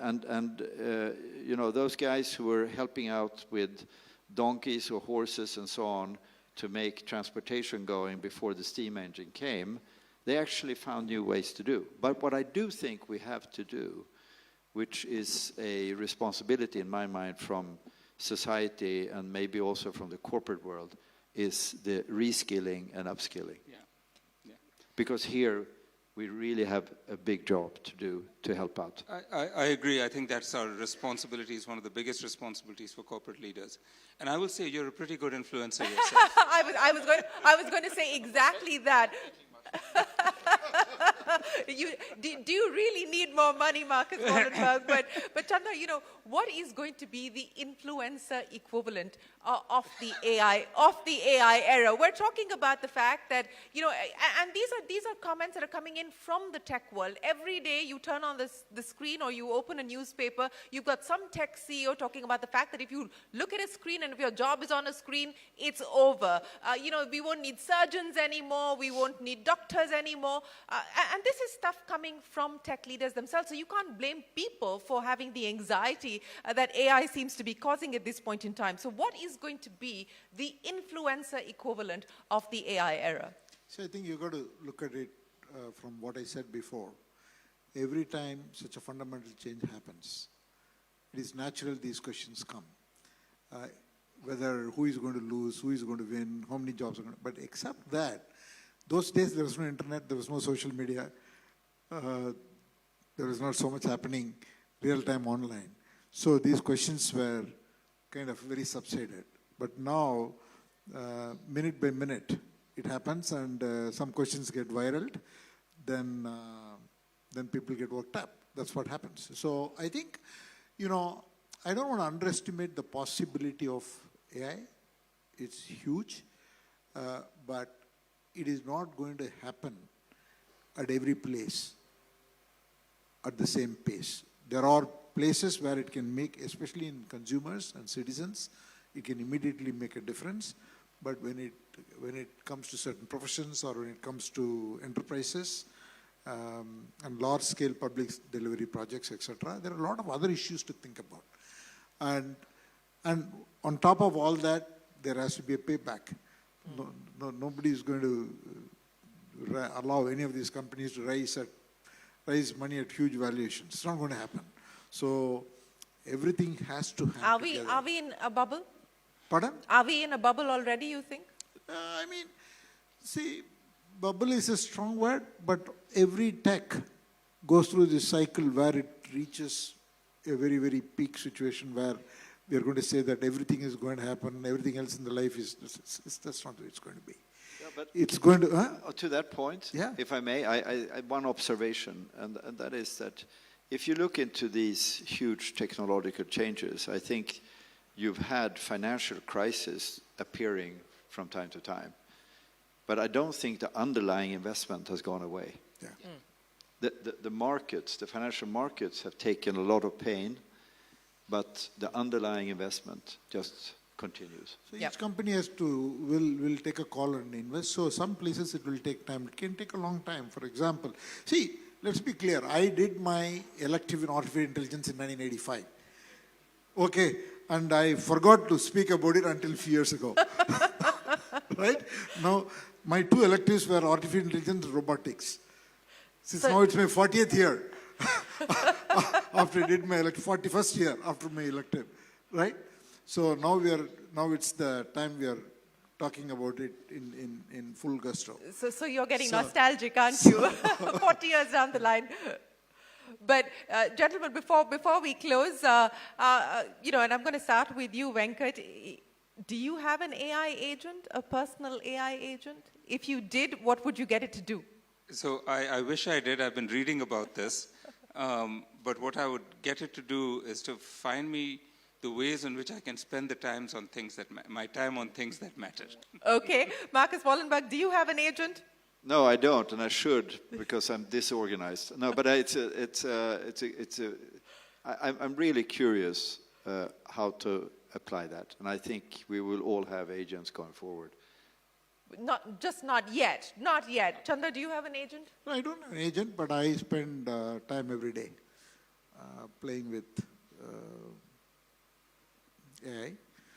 And what would you get it to do for you? I still have to figure that out, but currently I am getting a lot of intelligence. Many things that I want to ask, I ask, except asking a strategy to reply to you. Ladies and gentlemen, thank you very much to N. Chandrasekharan, Venkat and Marcus Wallenberg for joining us here this afternoon. Thank you very much for addressing the questions that we have answers to, but more importantly, talking about the questions that we don't have the answers to, and hopefully we will be able to grapple our way through this very important era together. Thank you very much for your time. Thank you very much, ladies and gentlemen, for joining us here this afternoon.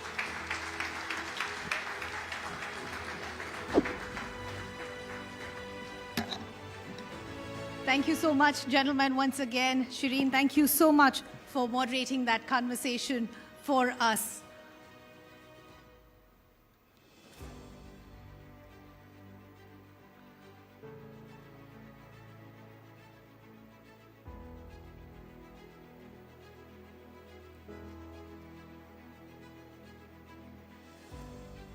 Thanking our panelists once again, Shireen. Thank you so much. This conversation truly, ladies and gentlemen, underscored how leadership in the AI era will be defined by the ability to balance innovation, responsibility, and even long-term institutional resilience. And of course, a lot to learn from the expertise of all our distinguished speakers as well. But ladies and gentlemen, we're not even halfway done with the kind of conversations that we want to bring you today. Now we want to take a moment to shift to a sector where AI adoption must always be anchored in one crucial word, and that is trust. So ladies and gentlemen, before I invite our next set of speakers, I'll request you to settle down, take your seats as we get the stage set for our next session. Up next, as I said, we move to a sector where AI adoption must always be anchored in trust. Artificial intelligence is rapidly transforming banking and the financial services. from fraud detection to hyper-personalized customer experience. To moderate our next session, ladies and gentlemen, join me in welcoming Ritu Singh, Deputy Editor at CNBC-TV18. Our next session is very aptly titled. It's called AI in BFSI, Deploying AI Where Trust is Absolutely Non-Negotiable. Ritu, good to have you with us. Ladies and gentlemen, also join me now welcoming our stellar panel. Join me in welcoming Praveena Rai, MD and CEO at MCX.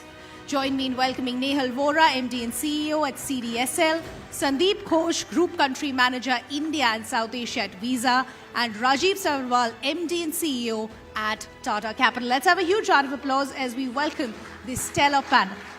And Ritu, the floor is all yours. Thank you, Ridhima.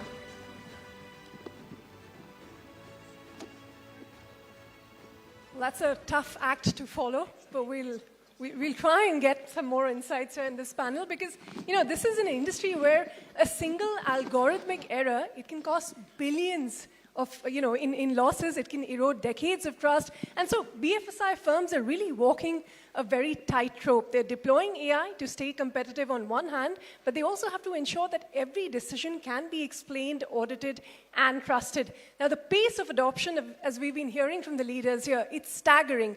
But there's also fundamental questions about, as AI models become more complex, more powerful, how do we ensure they remain fair, they remain transparent, and they remain accountable, especially in a sector where customer trust is everything. So, to decode all of that, I have with me a stellar set of panelists across the BFSI space, and thank you all for being here.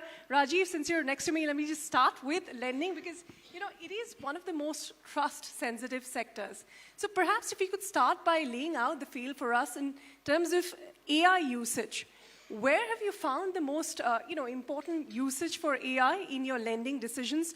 To what extent are you applying it? And what's really working at scale when you deploy AI? And by working, I mean in terms of business impact and customer trust both. AI has been really transformative, let me say. As Group Chairman mentioned just some time back, the impact of this, as I see in financial services, will be probably one of the most significant which I have seen in my lifetime. The way AI started initially was, you looked at the low-hanging fruits, you looked at how you could impact call centers, you could impact customer service, and from that, it evolved to how you could converse in multiple languages without having the skills to do so. Or, for example, when we implemented, the whole credit model where, when we used to take a couple of weeks to make a decision whether to lend or not to lend to a SME, today we could do it in a few hours. So that changed. But still, it was, I would say, task-oriented. You were trying to solve a particular problem in the whole value chain. The way now I look at it, it's going to evolve is it'll move from a task to an organizational objective. So it will no longer be just the portion of credit, but it will be right from sourcing to the stage when you collect and serve the customer. So whole process is getting reimagined.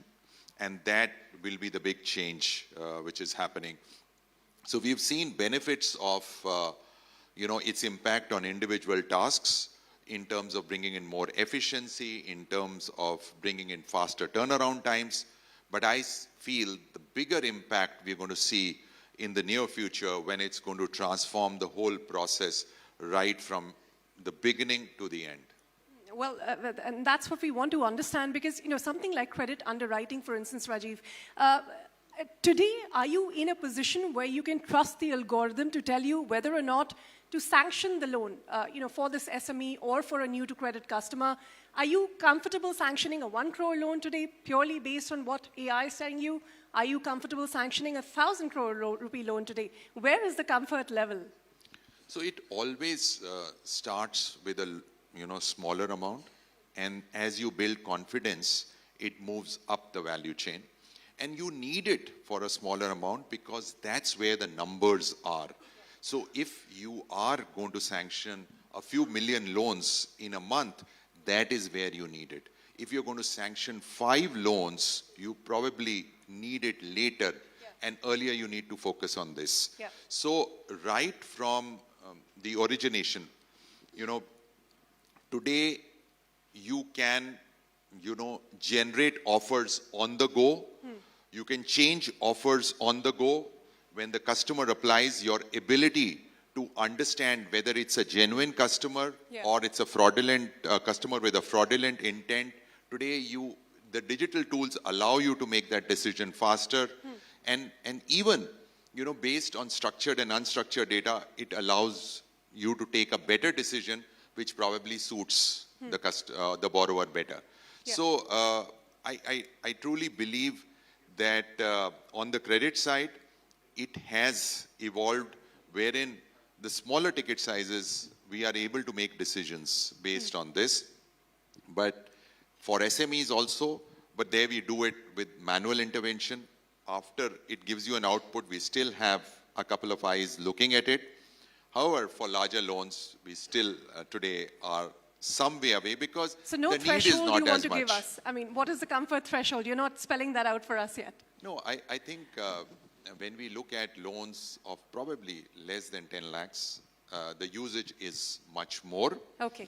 And they help you take decisions faster because the numbers are large.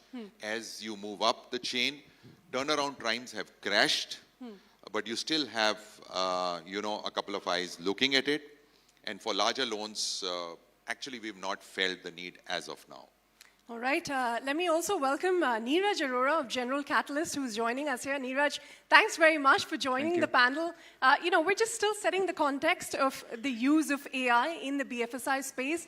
If you could give us some thoughts because you're interacting with the BFSI industry across the spectrum. Where have you seen the biggest potential already starting to unlock, and where do you think it's still stuck at that pilot stage? I think we are already seeing a lot of pilots graduate to real deployments in India with the banks especially. I think some of our companies are actually working very closely with BFSI companies to make sure that different parts of their workflows are automated and AI is slowly taking it over and making it more efficient, and a lot of use cases that were not possible before are able to now be done using AI workflows. So I think we are at the early stages of deployment right now. I would say it's not widespread, but if there's one thing I would really love to see is to see AI permeate all different parts of the organization, whether it's customer-facing or internally, how enterprises are run, as well as how they interact with their customers. But if you had to put your money, where your mouth is, and that's what you're doing, what is the one space you'd pick where you see the biggest potential for disruption? I think we look at India very holistically, I think, and we think that the biggest opportunity is to deploy AI across all the critical industries that will make India more resilient and more efficient, right? So whether it is healthcare, it's defense or manufacturing, and BFSI. These are huge industries across the whole population at scale. Every day, so much gets done that if we are able to move a lot of these workflows that happen in these industries every day to AI and agents, I think we can make a huge impact. Well, speaking of impact and scale, Sandeep, at Visa, globally, I know you're processing, 250 billion transactions annually. That's more than 750 million a day. Start by telling us where you've seen the biggest impact that AI has been able to change the way you function. Whether that is combating frauds, customer acquisition, changing the way they look at payments. Where have you seen the biggest disruption? Thanks, Ritu, and good afternoon, everyone. So really, first of all, as an organization, we've been leveraging AI, perhaps not in its current avatar, but in an earlier avatar for over 30 years. And that's a fact that not too many people kind of take into cognizance. So the application of AI in our risk and fraud tools goes back 2 or 3 decades. And if you think about it, you talked about the billions of transactions that are getting processed. What's even more important and staggering is that we have tools like an advanced authorization tool that actually looks at about 500 plus data elements and flags a risk score for every transaction that is going through VisaNet. That risk score is getting transmitted to the issuing bank, and the issuing bank then has the option to either accept or reject that transaction. Now just imagine all of this is happening at the back end without impacting the customer experience at the front end, because the expectation of the customer is that in 5, 8, 10 seconds the transaction actually gets approved. So all of this would not have been possible without intelligence and machine learning. Now, what's really changing is the sophistication of these models. What is changing is how many data elements these models are able to look at in that real-time speed. Then we also have a tool called the Visa Risk Manager tool, which actually looks at fraud trends, global and local. And then again, instead of a score, there's a fraud flag that gets sort of tagged against every transaction that is being authorized. And again, it doesn't mean that you kind of then take an action. You have the choice or the option of taking specific action, which could be accepting, could be rejecting, could be doing a step up. So two really things to kind of summarize here. One, that this is not new for us. This is something that we've been using for 25 to 30 years, but the sophistication of the models and the kind of data sets that those models are working with is really what has changed enormously. And apart from risk and fraud, the other huge area, besides what Rajiv called out, which is more generic to banks and NBFCs around credit underwriting, customer service, sales, tools, the other big area is coding. So, we are in reality more like a technology company, and there is just so much of product development happening at the back end in organizations like Visa, and the time to code and the cost of coding and the number of people working on coding is down by 25 to 30% thanks to AI. Wow. So that's a huge efficiency unlock that's happening. So risk and fraud, coding, in addition to some of the areas that Rajiv already spoke about. Well, there's a whole lot we want to cover there, but Neeraj, I understand you have another engagement you have to leave for. So we're going to thank you very much for being here with us. But before you leave, quick word on, where you see the next big disruption in BFSI, when we're talking about the use of AI and agentic AI in particular. So I think before we go towards the disruption, we want to make sure that the diffusion of AI in every part of what you do, like the gentleman explained just now, from how you code to how do you customer service, how do you detect fraud, like every part of your workflow within an organization, how much AI is deployed today and what can we actually do with it? I think that is where I think the real leverage will come. And a lot of this work is going to get done by agents. I think if you fast forward a few years, all the humans that we have within an organization will have an agent helping them to do all the tasks that they actually do day to day. If we can get close to that reality, I think, is what real disruption will happen. I think we are far away from it right now. We are at the first innings of this whole change that is coming. And the faster we move towards this change and really make sure that we are able to deploy the models, the solutions in a way which solves real problems for the BFSI industry, I think will look like a completely different industry in 5 years. Thanks very much, Neeraj. We're going to let you go for now, and then Thank you. Thank you again for your time and for joining us here on the panel. But Praveena, let me come to you because, at MCX, every micro-millisecond matters, right? With the kind of data that you're dealing with. Where are you seeing the best use case for deploying AI? Is it in surveillance? Is it in price discovery? Is it in risk management? And how do you balance, the kind of speed that AI is offering with the kind of explainability that the regulator will also demand today? I completely second what Sandeep said. I think some of the lowest hanging fruit for the BFSI sector, given how regulated we are and how the customer or the investor and their interest is supreme over and above everything else, is really in risk management. Right? So I've seen it at close quarters in the payments and banking side. And when we look at the markets, it does boil down to surveillance. It boils down to what one could call application in regulatory compliance. And it's not just how we comply, but it's how the entire market complies.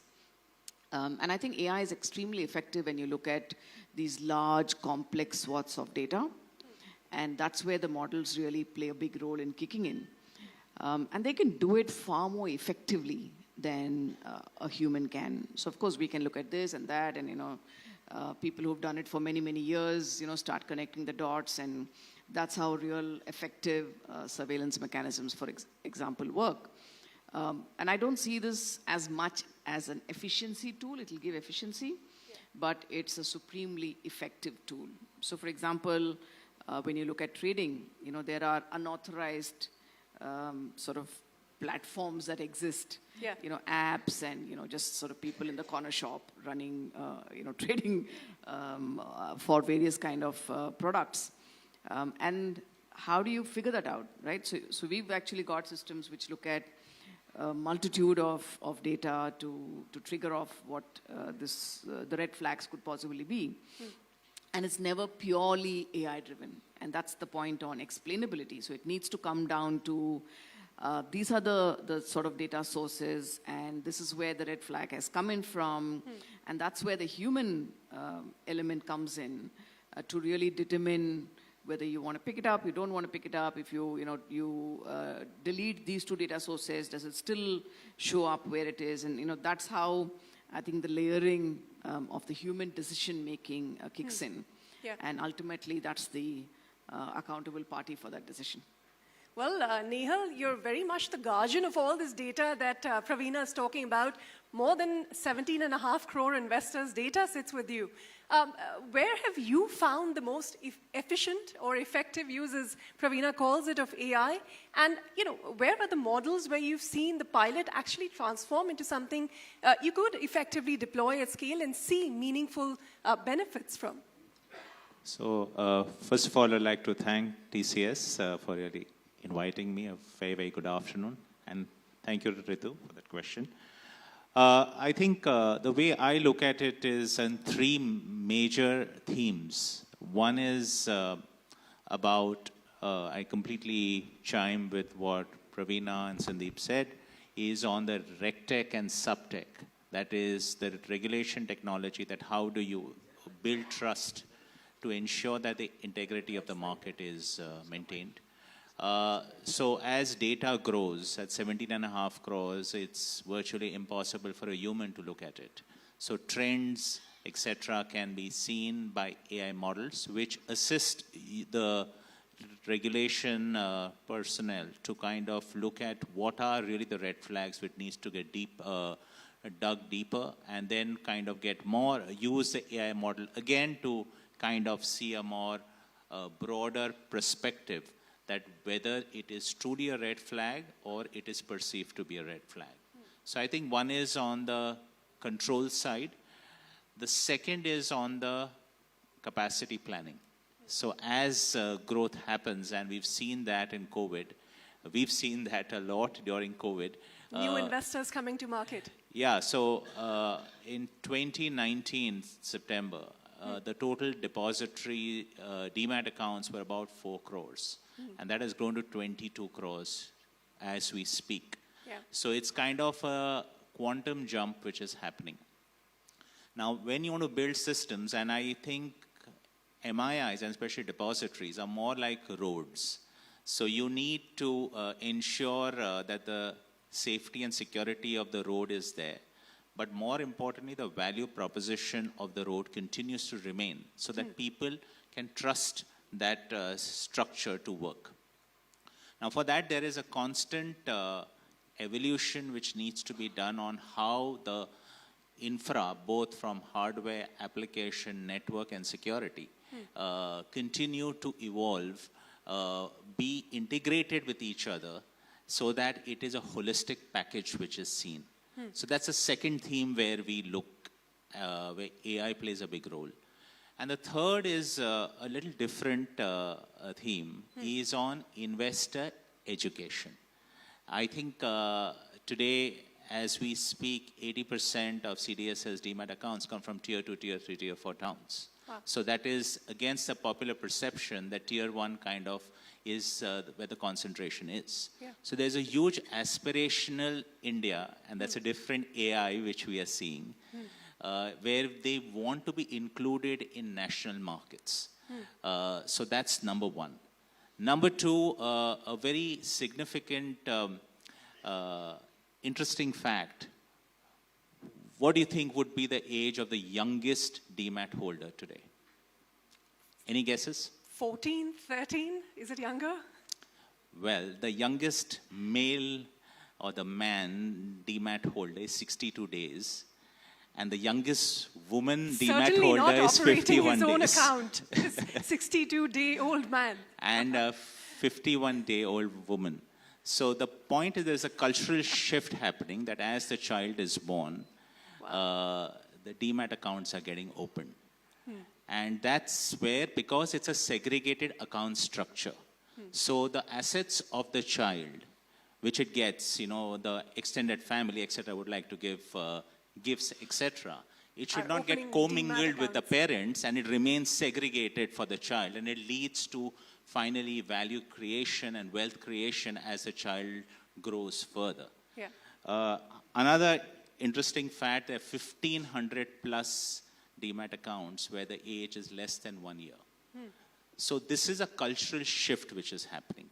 And therefore communication and the right toolkits needs to get extended. How do you extend it? So what we have done, we have started ECAS in 23 languages. So English is not the only language you need to know to access or to communicate. So you can choose in which language you want your electronic consolidated account statement, which comes on a monthly basis. Now, it's a different matter altogether that some of these people holding these accounts probably haven't learned how to speak. Yeah. But I take that point, Nehal, and that's quite fantastic, some of the data that you're putting forward for us. But Rajiv, as we expand into these, you know, he was saying 80% of some of the new Demat accounts are coming from tier 2, tier 3 cities and beyond. That's also where you're also scaling as we look at more financial inclusion. But as you use AI to underwrite, you know, some of these new to credit customers that are coming from places perhaps where you may not have the best of data available, how are you ensuring that the algorithm remains fair and not biased and is also able to help you identify the creditworthiness of the customer? Actually, sometimes we underestimate the availability of data. When you go to these markets, at least a good portion, I would say 90% of the customers we see are people who have a background in credit. So there is this structured data which exists, which could be for self-employed GST returns, for salaried, you know, salary slips and standard documents. But you're right that when you go deeper, sometimes structured information is not available. And what you could have could only be bank statements and what you could make out of the transactions from that. You could have, let's say, only pictures of the go down of, or the shop of the person who's operating it there. And how do we really convert that unstructured data into information? And also verify if it's a real picture or AI generated now. There, I think there is an ability to do so. But you also need it at different points of time to know what's moving, what's not moving, and so on and so forth. But this is truly an evolving space, and we are seeing how unstructured data can be used to make decisions. Similarly, we are also using it even in the hiring process. When you go out and interview people, you have a lot of unstructured data.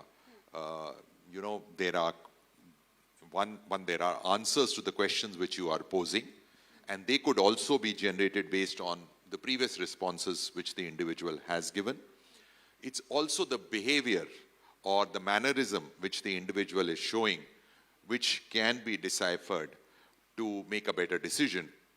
So we are clearly moving to a stage where unstructured data is also becoming equally important as structured data to make a decision. So this is something which is changing, and as you go in those deeper markets, we are realizing conversations can give you far more information besides the limited amount of structured data which you have. So this is truly changing, and I feel this will become even more relevant as we move ahead. Well, Nehal, I just want to pick up from there, and perhaps if not for CDSL, if you could speak for the industry, and I mean for the BFSI industry, data really is the fuel for AI, right? And you need a lot of data to train your models for them to be effective, to help in your business. But where do you draw the line between using the kind of data you have, structured or unstructured, and then also, sort of being compliant with the kind of data privacy requirements that we have? Where do you draw the line there? So there are two use cases of data which I see. One is the account aggregator mode, where the customer can request for data for itself and use that data, and we as information providers are obligated to give that. But when it comes to coming out with training models, etc., there are newer techniques which have come in where you mask the identity. So the privacy concerns are taken care of, but it doesn't lose the relevance of the richness of the data to train these models internally. But there are very strong guardrails in ensuring that the perimeter of the data remains sacrosanct. We are very, very strict about that what data can really flow out, in what format it can flow out. Because the entire DNA of this market is data, and it should not go into unintended uses than what it is. So I think that becomes the kind of the intent and the foundation on which these structured data and unstructured data is going to be done. But I think the last point I wanted to make on that is that I think technologically, from a data warehouse, it's a data lake which is getting now built, where the structured and unstructured data can reside together and can converse with each other in a more meaningful manner.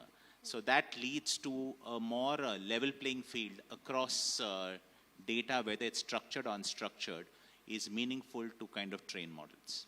Ritu, if I have to just mention, you picked up a very relevant point. If models have to become better, if they have to be trained better, you need more information. Absolutely. And you don't need information only from a particular industry. You have to find out what are the related industries, where the consumer is going, and how you can collaborate across industries. But then you have the challenge of data privacy, the DPDP Act, for example. So we clearly have to find solutions there, whether how the data still remains encrypted and information can be got there, or how it is anonymized and information can come out of it. This is clearly the need of the hour if we have to create better models which are specific to different industries. Well, Sandeep, let me just close this loop on the data challenge that we're talking about with you. And you're facing a very different kind of data challenge because you're working with using this data to create these models to deploy globally at scale. And you're looking at markets across Asia, Pacific, for instance. What may work in some markets may not work in another. I mean, the data privacy rules vary from market to market. So, does a global company like Visa work on like the lowest common denominator? Or, how do you handle the challenges of dealing with various regulations and various geographies? So, being a global company operating across 200 plus countries and, so many different regulatory jurisdictions, you can't really take the lowest common denominator. So I'd break data into two parts. One is the rules of, the standards and the rules of governance of data. That has to be at the highest standards, right? So whether you're talking privacy, when you talk about India, for example, the RBI's regulations around localization, tokenization, so on and so forth, you have to adhere to the highest standard, both from a global and local perspective. and that sometimes entails significant investment and cost, but that's the cost of doing business as a global brand.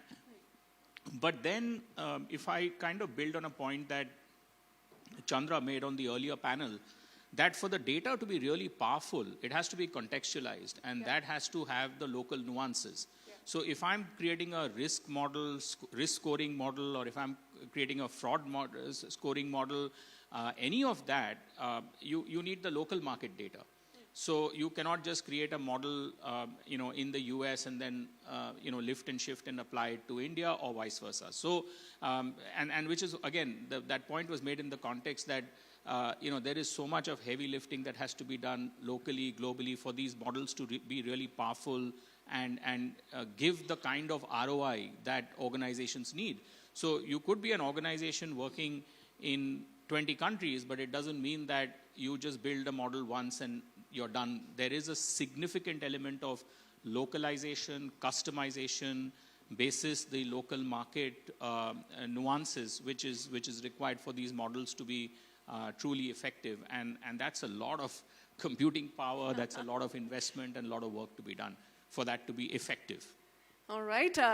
Praveena, so the highest common denominator, not the lowest common denominator. Sandeep, take your point. But Praveena, Nehal was just talking about how we've gone from 4 crore investors pre-COVID to more than 22 crores now. And that's a huge volume of data you're dealing with. But this is also the time where technology is advanced in a way where you're seeing all kinds of sophisticated scams, phishing, cyber attacks and whatnot.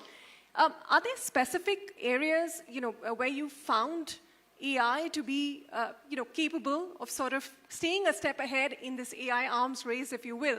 If you could give us a real-world example where AI is actually helping you combat some of these frauds at scale. Yeah, I'll link this back to the conversation that was going on, which was very interesting, which was not just about data, and I think even the previous panel, the leadership spoke a lot about the kind of hard infrastructure that needs to be put together, and of course, data is a very big element of that. But I think the soft infrastructure, right, the soft aspects of this AI journey are super critical. And one of them, linking back to the point on data, is the operating model. So there are, really sophisticated LLM models that one wants to use. There could be context-specific models that are available and models that one will build up in-house. In-house is the safest, it's yours, your data, whatever, but it's also limited, right? Because, how much data do you have access to? So most of the power will actually come from somewhere in between this. And operating models that give you a choice of where you feed in data, where you don't feed in data, where you use the model, how is the data from your users plugging into that model to use the model, but is it going into training that model or not? I think these are all various kind of operating models that will evolve, and that's sort of the softer element of what we need to be looking at in addition to some of the hard stuff linking back to privacy and use of data. And the other element is really the soft people element, because the biggest elephant in the room on AI is really, it's not just as simple as saying, okay, let's upskill everybody now. We're going to be talking about that. It's a very psychological journey, I think, for everybody in the organization to go through, to be able to look at your own space and say, how can this get better? How can I still be in control? Some model is going to, tell me, give me a recommendation, and then I have to take a decision on it, but I'm accountable. That's what the governance model is saying, right? That's what we want. That's what we want to evolve to. So I think that element is extremely critical. And I saw somewhere a sort of a journey here which says that the first way to start is really to start it with your own productivity. You start understanding how to use it, where not to use it, where is it sort of guiding you properly and so on, before you get down to then, doing it on a or a joint basis. Before actually leaving things largely to models and being a decision maker, which comes back to the point you made on surveillance, and I think that's what we spoke about right in the beginning. So when we talk of scam. You know, what's a scam, right? It's this unauthorized kind of trading. In fact, in our world, we call it dabba trading. You know? So this is where people are attracted because there's no margin money, there's no collateral, you know. But at the same time, you don't know if the money is going to be settled either. So,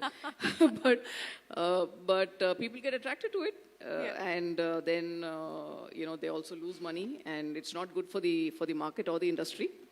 And I think these are the kind of spaces where AI is today kicking in and doing a stronger role in the way we are able to identify. Of course, acting on it is still a very physical task. All right. You know, we've run out of time completely, but Rajiv, I just want to close with a very quick question on, could you highlight, and this is for the BFSI industry, one area where human judgment will always trump the algorithm? I think...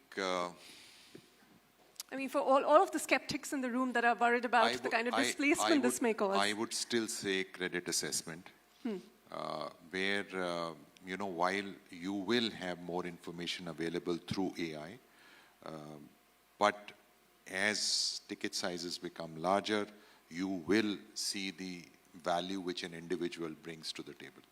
All right, and I hope that's a positive note to end with. So Rajiv, Nehal, Pravina. The bankers call it the smell test. The smell test. And you can only do that with a face-to-face meeting. No AI model will give you that.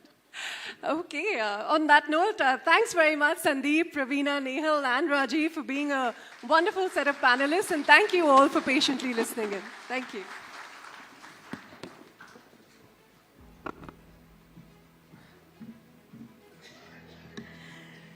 Thank you to all our panelists. Thank you, Ritu. Indeed, a lot to unpack and a lot to learn from that conversation. Thank you so much once again. Let's keep the momentum going as we move forward to our next conversation now. One thing is very, very clear, that while artificial intelligence presents enormous opportunities in financial services, trust, governance, and accountability will in fact always remain central to its adoption. But time for us to now shift gears and move towards our next conversation. And this really has been one of the most pressing conversations of our times when we speak about artificial intelligence. How do you build from India but for the world? Exactly what we'll explore in our next conversation. What it really takes to scale globally competitive AI companies but from India. For that, ladies and gentlemen, please welcome back on stage Shireen Bhan, who in fact will be moderating this conversation for us. So, ladies and gentlemen, keep the momentum going. And before I invite our panelists, I'll request all of you to kindly settle down, take your seats, so that we can get the stage ready for our next conversation. Let's welcome Shireen back on stage to moderate this conversation. With her, also join me in welcoming two very, very special guests. Dilip Asbe, MD and CEO at NPCI, and Amrish Rao, Chairman, MD and CEO at Pinelands. Gentlemen, good to have you with us. Thank you for taking our time and joining us. And Shireen, the floor is all yours. And we can have a louder round of applause, ladies and gentlemen, as we welcome our stellar panel. Just before we came out, we were asking each other, now what do we say? What do we talk about? How do we address the AI issue? But Dilip, you know... You have called us. You know, you can't assume that we are the AI expert just because AI Summit is happening in Delhi. But yes, so let me start by very quickly introducing what Dilip and Amrish do. Dilip, of course, is the man behind NPCI, and he's given India its UPI moment. And Amrish is one of the fintechs that has just made it to the Indian stock markets as well, and is now quite literally taking the India fintech story to the world. So Dilip and Amrish, many thanks for joining us. Dilip, let me start by asking you, this morning in my conversation with the IT Minister Ashwini Vaishnav, he said India is on the cusp of having its UPI moment for AI. Yeah. Now, how do we, A, replicate our UPI moment for AI, and what could our UPI moment for AI be? What kinds of problems do you believe India can address at population scale, just as we did with payments? And, you know, Shireen, first of all, thank you for inviting me, and it's a great honor to talk on AI at Delhi when the AI Summit is happening. I was there in the AI summit and I saw the energy, the excitement. I think it's unbelievable.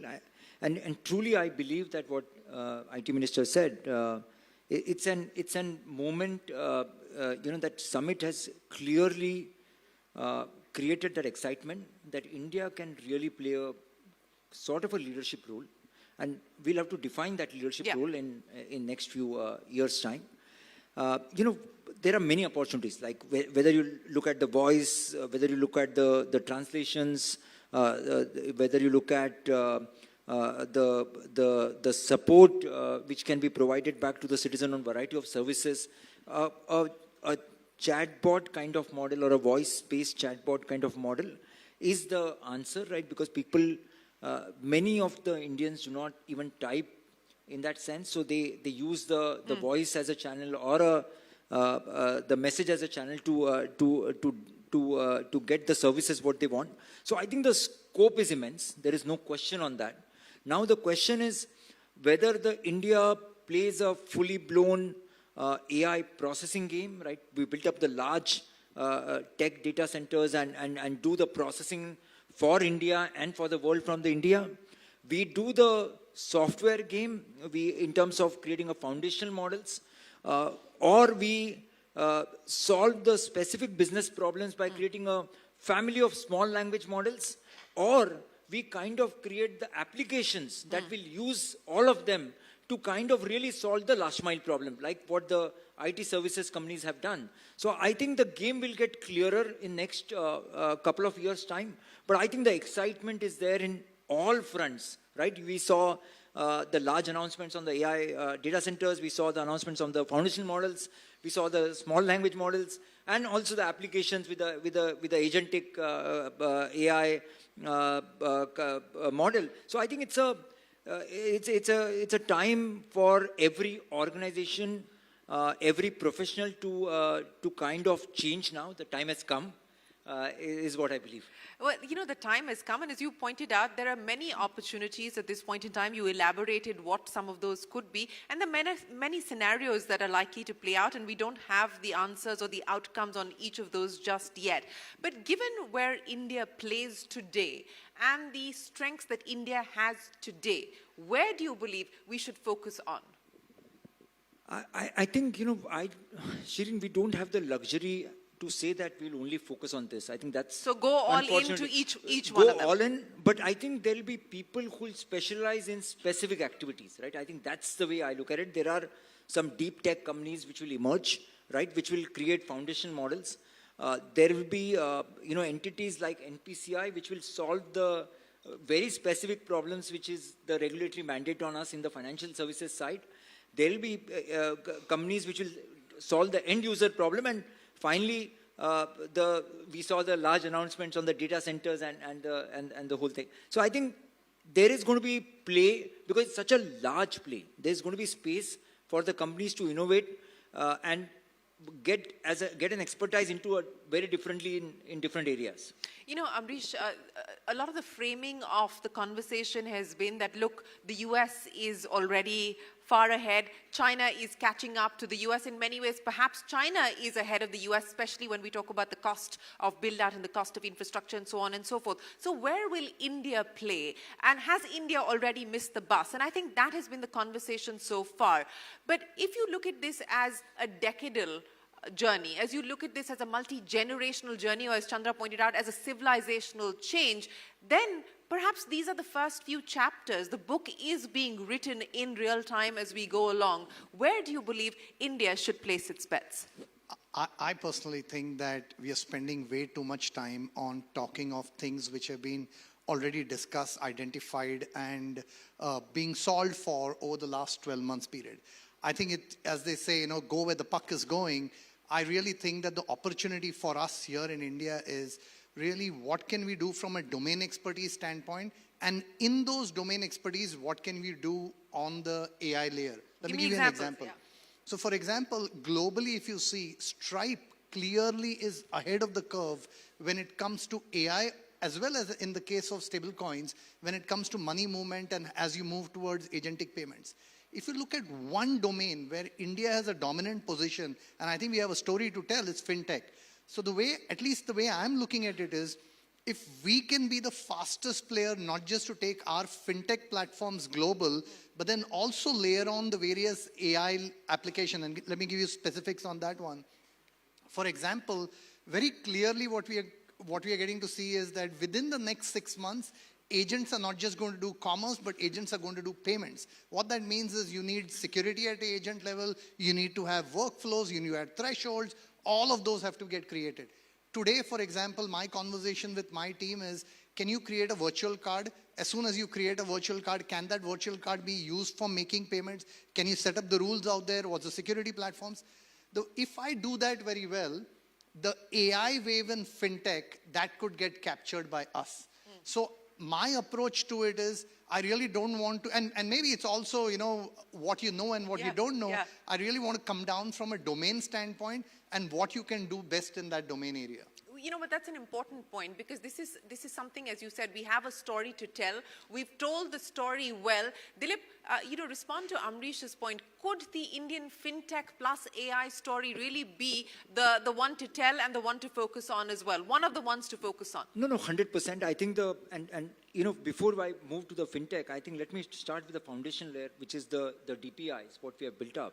And unless the AI layer on DPI comes in, right, at this scale what we are operating, we won't be able to solve some of the problems what we're facing. You take an example of the recently we have been talking about the mules, we have been talking about the frauds, and we are using heavily AI to solve it, right? Because while our fraud numbers and the overall losses numbers are like 1/10 of the global average, right? It's about 0.1 basis points, while the global average is about 3 bips. But still, because of the scale, the numbers look staggering. So we are trying to solve those problems back at NPCI. We recently launched our FIMI, the financial model of India, which is kind of trained on most of the NPCI, RBI, and the financial ecosystem data. And we are now put up a pilot on UPI help, wherein you are able to raise a dispute, the life cycle management, right? The whole UPI life cycle management, whether we want to cancel the mandate. So we have kind of built up that 4 languages, small language model, so that it kind of starts creating a layer on the top of DPI. Now, when you look at the fintechs, and Amrish pointed out the case on what is closer to the user, right? And if the AI can be closer to the user, built up to solve the very specific use cases what the user has, like workflow management, automated payments, the complex level 3 use cases. I want to go back to Goa and get my bookings done, right? Sort my everything out, and I think the large language models are sorted out to break the problem, give the choices, know the user preferences, and get the right selection as what user would accept 95% of the time. And the fintechs can build around the payments layer. Fintechs can work with the merchant to build the integration layer. MCP is what we call to these large language models. I think the opportunity is immense in my assessment for the fintechs. But when you look at, while the payments have really grown up in India, we'll have to also keep in mind that the India is a little bit of a different market. India is a little bit more advanced, more user protection market compared to the other developed market like US. US doesn't have a 2-factor authentication mandate. So the AI usage is fairly simpler, I can say.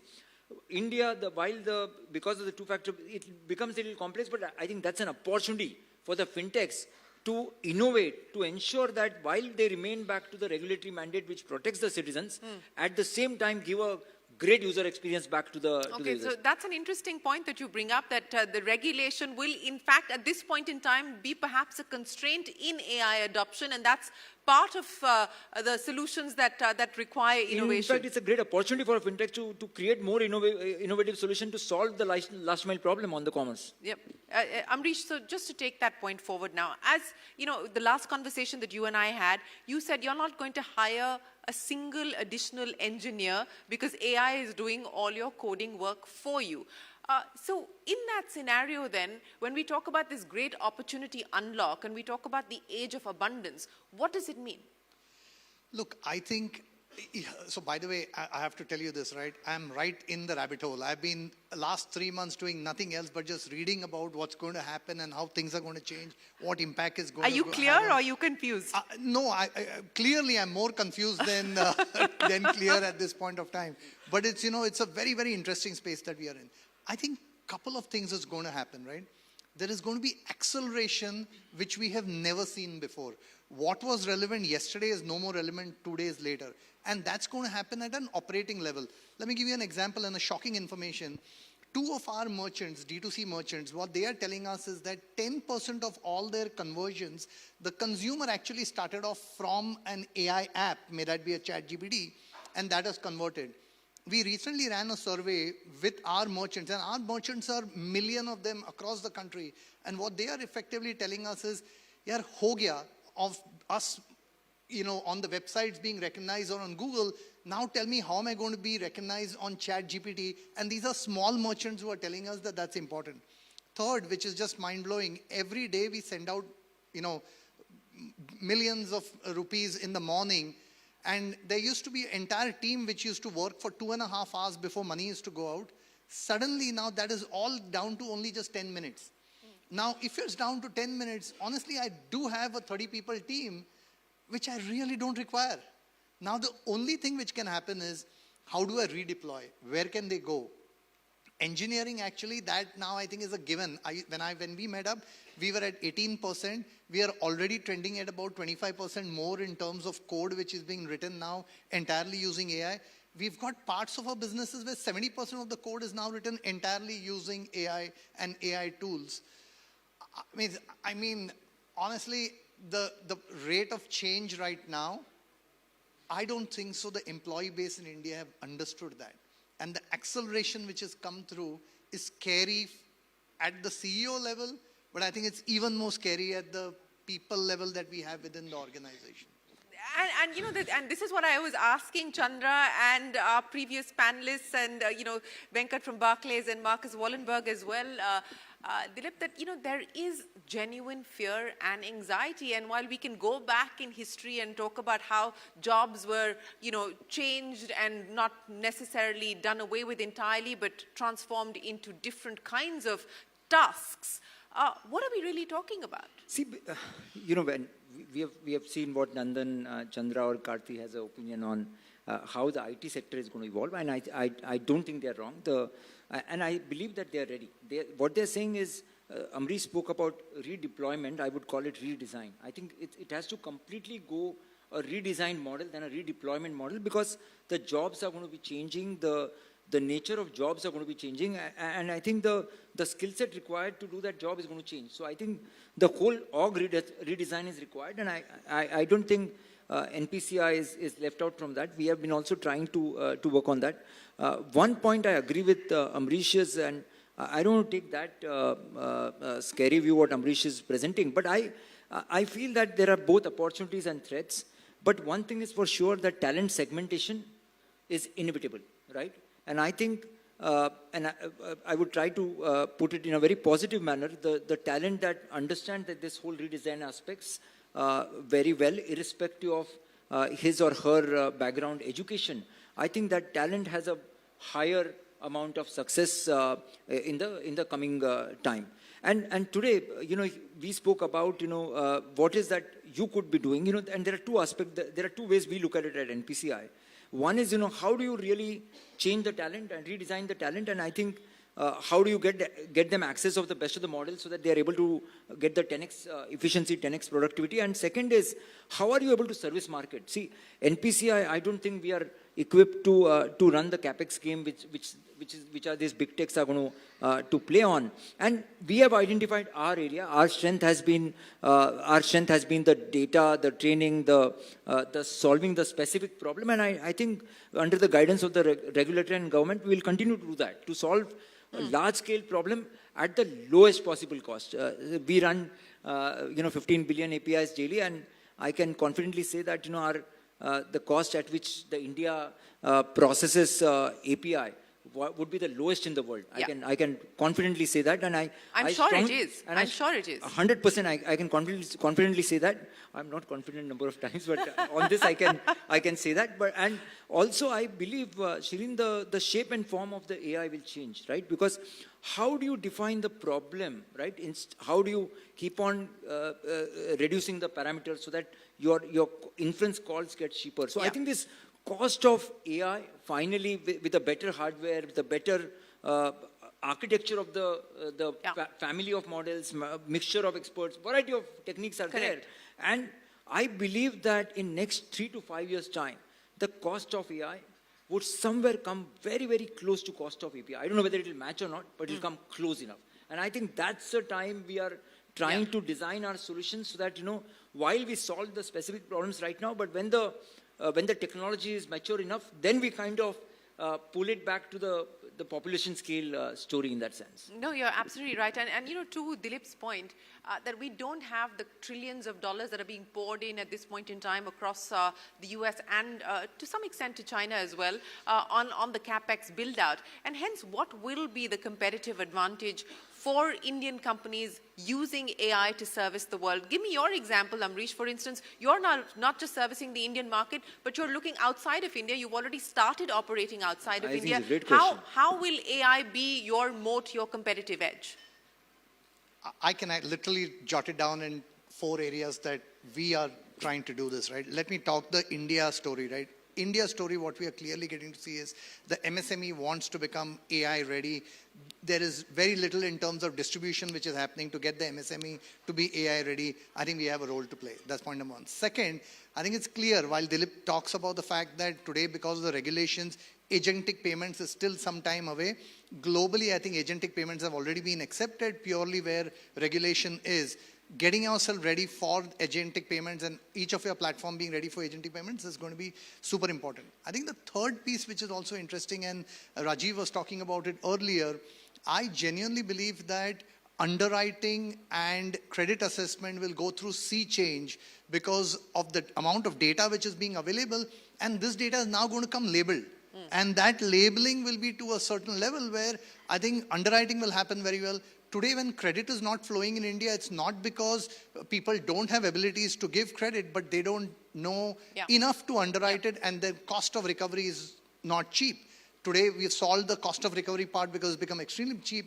Underwriting is still a problem. I think AI is going to make a massive difference on that. And then the last part is just us. We are in our planning process right now.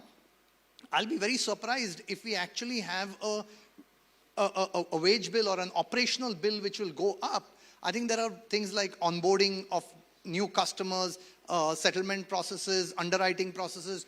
All of those processes, we will be able to manage costs and save costs. Can we go and give that out to financial institutions globally? Can we do that to the merchants? We are actively doing it. Those are conversations which are running as we speak. Let's see where we go with it. Okay. And Nandan makes a very good point. It then comes down to execution.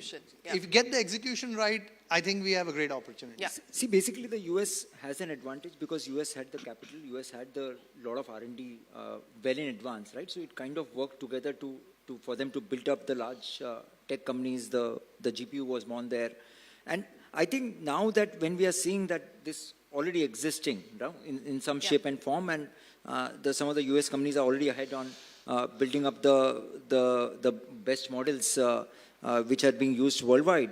I think the Indian companies might have to step back, and that's what we have been also doing, that, how do we really use AI with a very high quality and a very high efficiency at a large scale, right? I think if these 2 parameters, if we are able to build the AI solution, and goes without saying that where API can do the work, you don't need to use AI, right? So I think that's the way I would like to sum up that, if we are really focused on these few things and just not do things for the sake of doing it, I think we will have a really high quality outcome when you look at 3 to 5 years down the line, how India has come up as a reasonable leader in the AI ecosystem in the world. I want to make a very important point, which honestly, to a great extent, we struggled on the fintech space, right?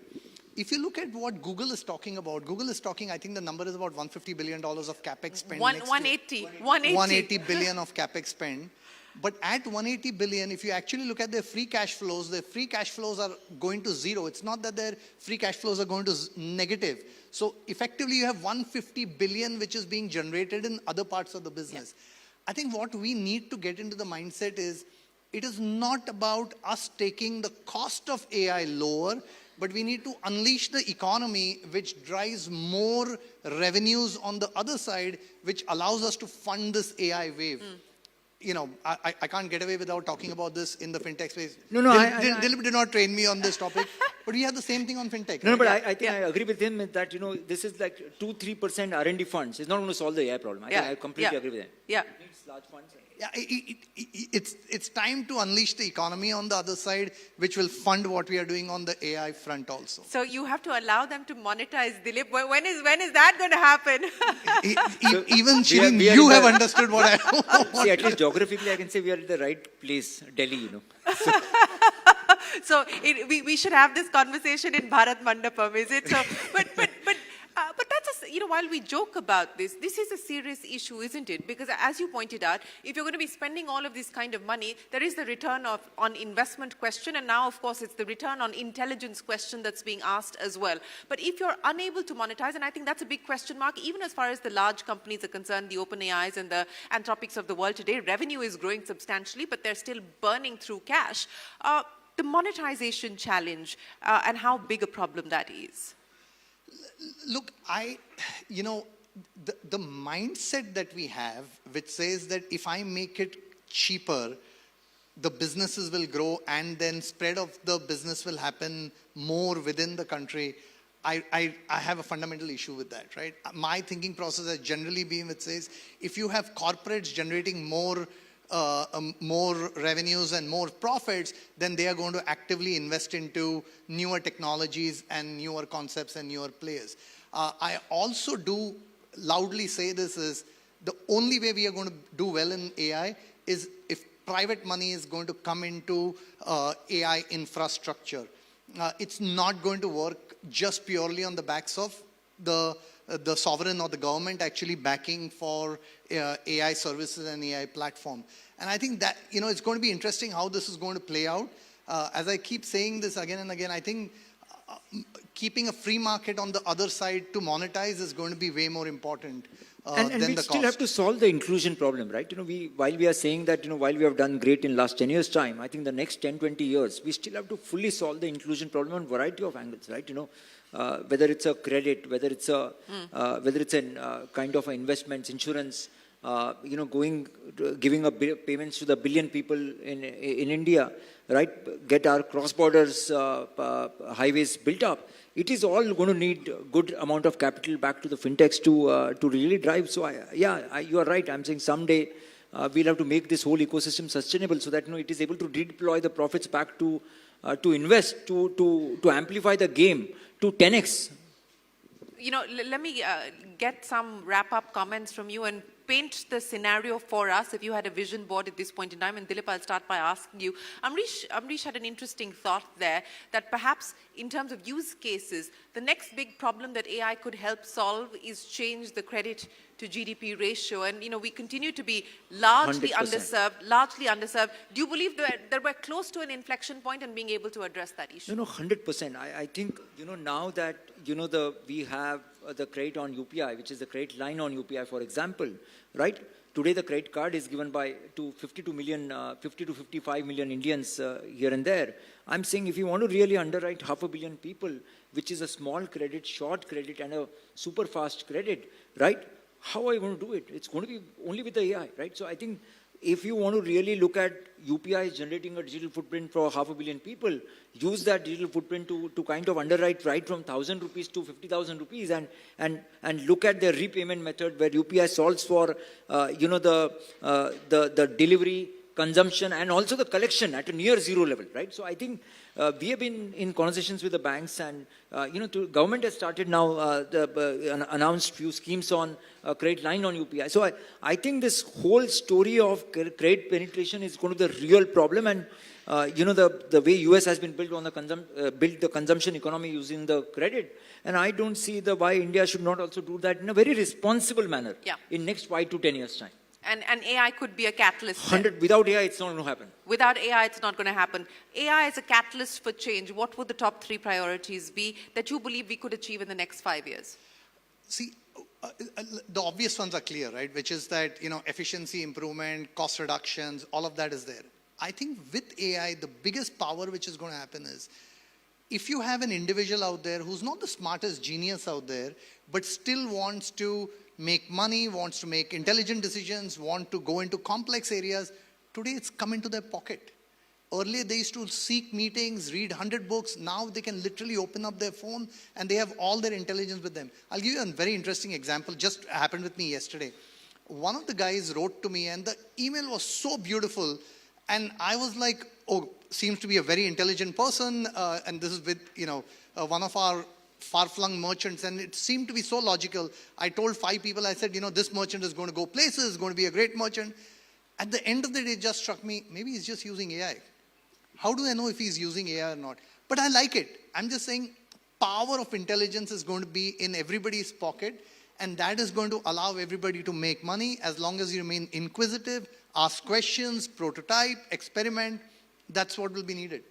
And if I just have to plainly put, Shireen, I think we should solve for inclusion, we should solve for credit, and we should solve for productivity gains, right? So that we can use the people for more productive work and let the mundane work be done by AI. I think that's the way I would look at top 3 priorities for us to look at AI. And those are important priorities for India. Solve for credit, solve for inclusion, and solve for productivity. Amrish Rao, Dilip Asbe, many thanks for joining us here at the Tata AI Conclave. We wish you both the very best of luck and appreciate you joining us. Hopefully, we will emerge from this room after listening to you a little less confused about our AI future. Thanks very much for joining us here this evening.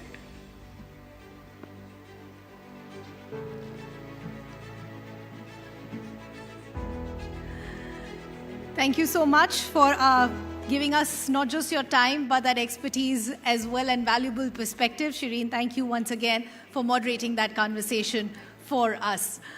The conversation clearly highlighted how India is evolving from a services powerhouse to a global hub for product innovation and deep tech leadership. That is very, very clear. But ladies and gentlemen, it is now time for us to move towards the final session of this evening, which is also very aptly titled. It's called Talent and Skilling, Preparing India's Workforce for an AI-first Economy. The context of this conversation is going to be where we aim to decode how talent readiness becomes the defining factor for India to take a lead in the global AI revolution. And to moderate this session, I'd like to take this opportunity to invite Ritu back on stage, who in fact will be steering this conversation for us. But with a huge round of applause, ladies and gentlemen, now join me in welcoming our stellar panelists for this conversation. And before I do that, I do want to take a minute to thank each one of you for being such a fantastic audience so far. So thank you so much. It makes our job worthwhile. But time for me to start inviting our panelists. I'd like to take this opportunity to invite Professor V. Kamakoti, Director at IIT Madras. Let's have a huge round of applause as we welcome Sir on stage, please. Professor Eric Grimson from MIT is also joining us. Good to have you with us. Rajiv Kumar, MD and President, Microsoft IDC, is kind enough to take our time and join us. And completing this panel, we have Aparna Ganesh, Chief Digital Officer at Tata Sons. Ladies and gentlemen, thank you so much for taking out the time and joining us. In Ritu, the floor is all yours. Thanks again, Vidima. Well, I just want to start right off the bat with some data to set the context. There's this recent Bain & Company report that says India's AI sector is going to surpass 2.3 million job openings in AI by 2027, and the AI talent pool will only have grown to 1.2 million. So that's a 1 million worker shortfall that we're talking about. And at the same time, there's another EY survey that was just released a couple of months back, and that says 88% of Indian employees are now using AI at work, and that is the highest across any country in the world. And yet, you have this third report from Udemy that claims only 29% of Indian workers today feel confident in their AI skills. Now, that is the paradox that we're trying to address here on this panel. We are the biggest users of AI, but we're not the most prepared users for AI, and that gap between adoption and readiness is what I'm hoping to address with some of the most intelligent minds in the country, and it's outside, of course, to talk about this. Professor Kamakodi, thanks very much again, all of you, for being here. To begin with you, that very data that I laid out, all of us seem to be using AI, and yet as a country, we're perhaps not the most skilled in AI yet. And now there's talks about introducing this at the grade 3 level. That's the kind of level we're talking about, introducing AI in the curriculum. Do you think we're scaling AI awareness much faster than AI capability? And in this pipeline from education to employment, where do you see the cracks currently? See, any technology, when it is introduced, we'll have the skill gap for sure.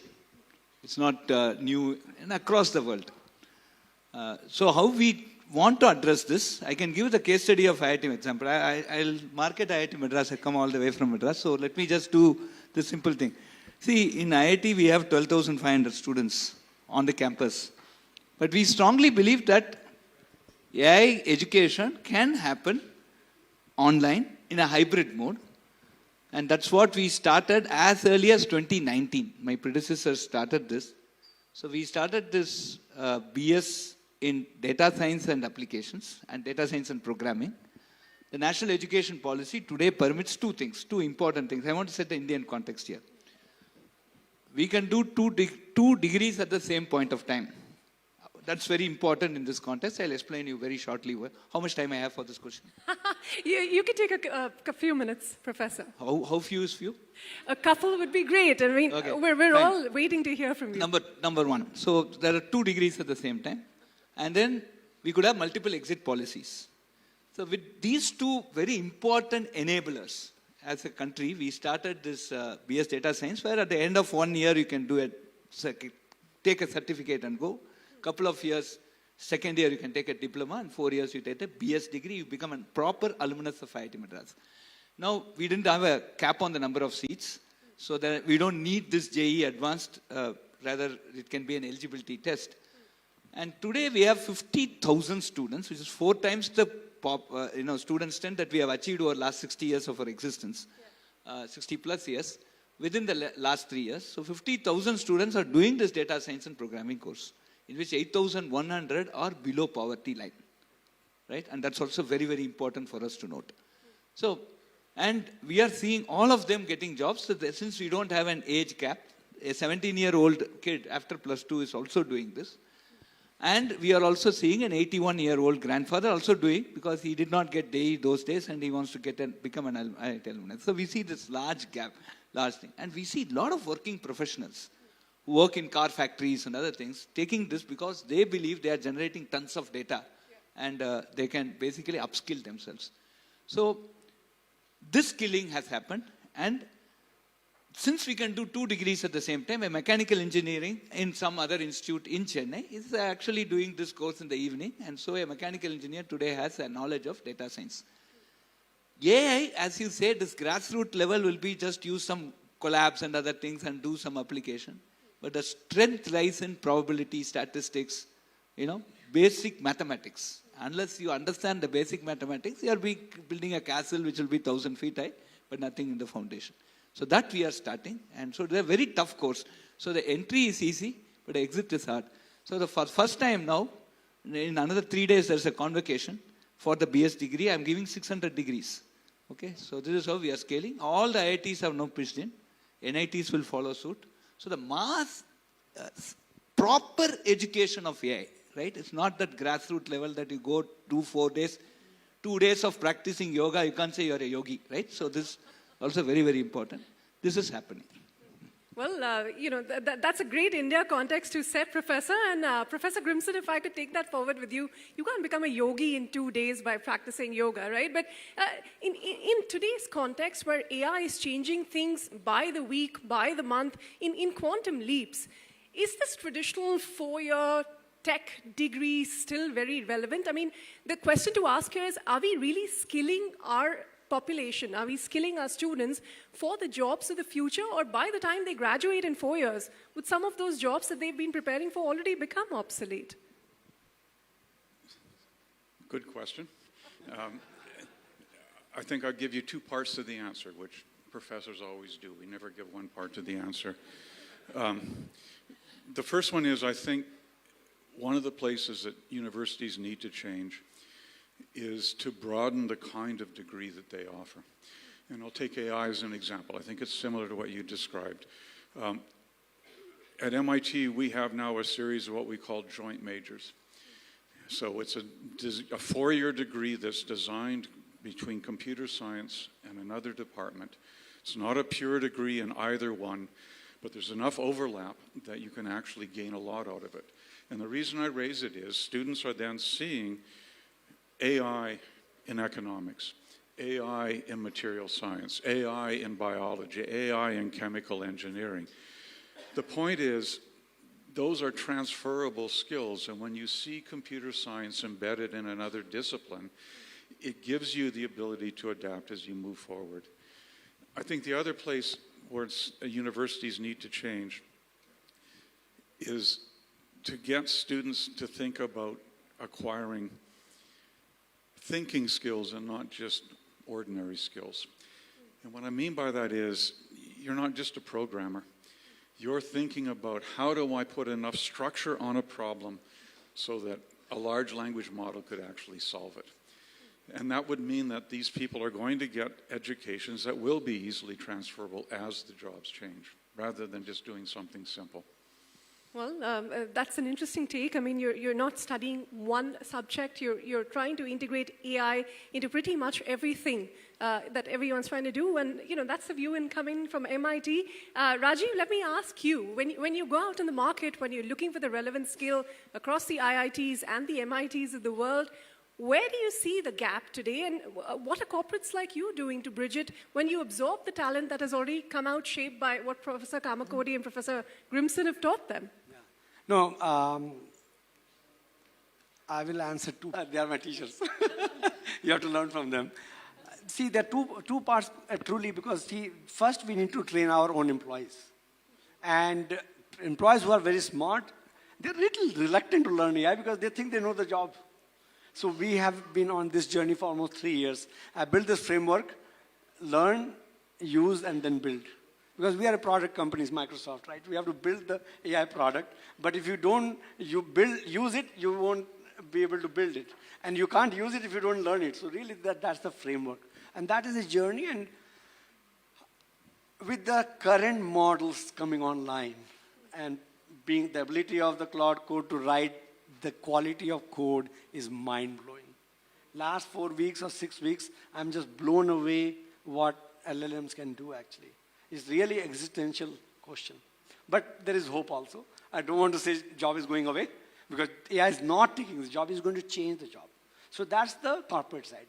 Then from the university, your exact question, I really feel more positive for students coming in the college, because these are the kids who are born in AI. Unlike us, we don't think AI versus us. It's not like AI will take my job. They think AI is going to do my job. So they will come out in a mindset that AI is a tool that will help me succeed. That's the difference I see between the two organizations. Last, I'll say, I'm pretty impressed with the IITs at the number of AI courses they have introduced across all the associations, just like in MIT.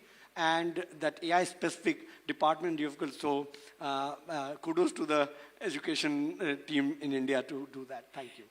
Well, you know, Aparna, you're pretty much at the spectrum where you're looking at industries from services to products to salt to engineering, pretty much everything. And, you know, there are people our age, there are people that are much younger than us, there are people much older than the professors here. How are you adopting, you know, AI to this whole skilling for a group that large? What are the priorities? Where are you seeing the gaps? Yeah. Thanks, Ritu, for that question. Yes, the real challenge today, if you see, unlike other waves of technology, this wave of AI is a general purpose technology. And therefore, as you rightly said, you need to be skilling across different levels. You need to be skilling the business users, you need to be skilling the technical cadre as well. The way we are looking at it is a persona-based skilling. So if you are in senior leadership, then the programs are around, do you understand the art of possible with AI? Do you understand how the cost structures are shifting? Can you predict what the disruption could be in your industry with AI? That is more a senior leadership view of AI. Next, we believe that the most important cadre is the middle management layer in business. We heard throughout the discussions today about how reimagination and re-engineering of processes is critical. Now, which is the cadre which is going to be doing it? It is going to be the business folks who are doing the job day in and day out, who are able to reimagine that, hey, with AI, there is a new way for me to do this. So building that cadre of middle management layer with capability to reimagine processes, understand value measurement frameworks, understand how you create impact, how do you drive change. This is a cadre that we are creating. The third one is, of course, the technical. The today's challenge is it's evolving so rapidly, and therefore, how do you give an access to a safe environment so that people are able to continuously play around with it and stay updated with the latest that is happening? Well, with that context, I mean, I'd like both the professors to respond to this. I mean, there's an MIT study actually which says that even today, in 2025, that's when the study was published, AI can replace 12% of the US labor force already. We're getting there. And, incidentally, Indian developers are the second largest contributors to GitHub AI.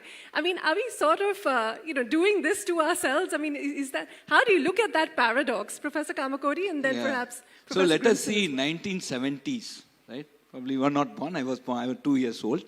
When SBI, when banks, computerization was coming into the banks, they were talking about it, and then over that decade, computers slowly started coming into the banking. The strike in SBI, strike saying computers will take off all the job. Today what has happened to SBI? The point is, let us take a simple thing that will appeal very quickly for all this audience. See, why should somebody sit and count cash? Cash machine can take. Counter is taking.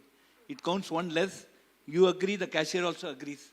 And everybody assumes today, because it's not a thing that the human has to do. Like that, whatever is mundane today, whatever is already done, AI is going to do. AI is a bacha, right? Whatever you teach, it will still give you back. Probably a little more generative stuff is happening. So now we will lead into a place, right? I had an opportunity to meet Jeff Hallman. Hallman is a god for all India because his book only we all studied to pass examinations. So Hallman came out with a very nice thing. He was visiting IIT. We should now start offering courses, a programming course, where we should make the LLM generate the program without you writing one line of code or changing the syntax. See, the whole Indian philosophical thought itself, let us come back to Indian philosophy. The whole thing is about asking proper questions. The whole learning exercise was how we ask proper questions. If you go into the Indian logic part, the Tarka Sangraha, everywhere we ask questions and the whole learning happens by answering those questions.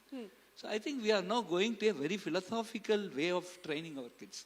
So that's my take on this. And so our way we offer the courses are going to change. And this is one very interesting change I thought I should mention to the audience. Well, I hope I'm asking the right questions, and you can take this in a more lighter vein, but generally, I mean, what I was saying about GitHub AI, and are we writing the codes to displace ourselves in a way? Is that a paradox? I mean, how do you answer that if students raise that at MIT?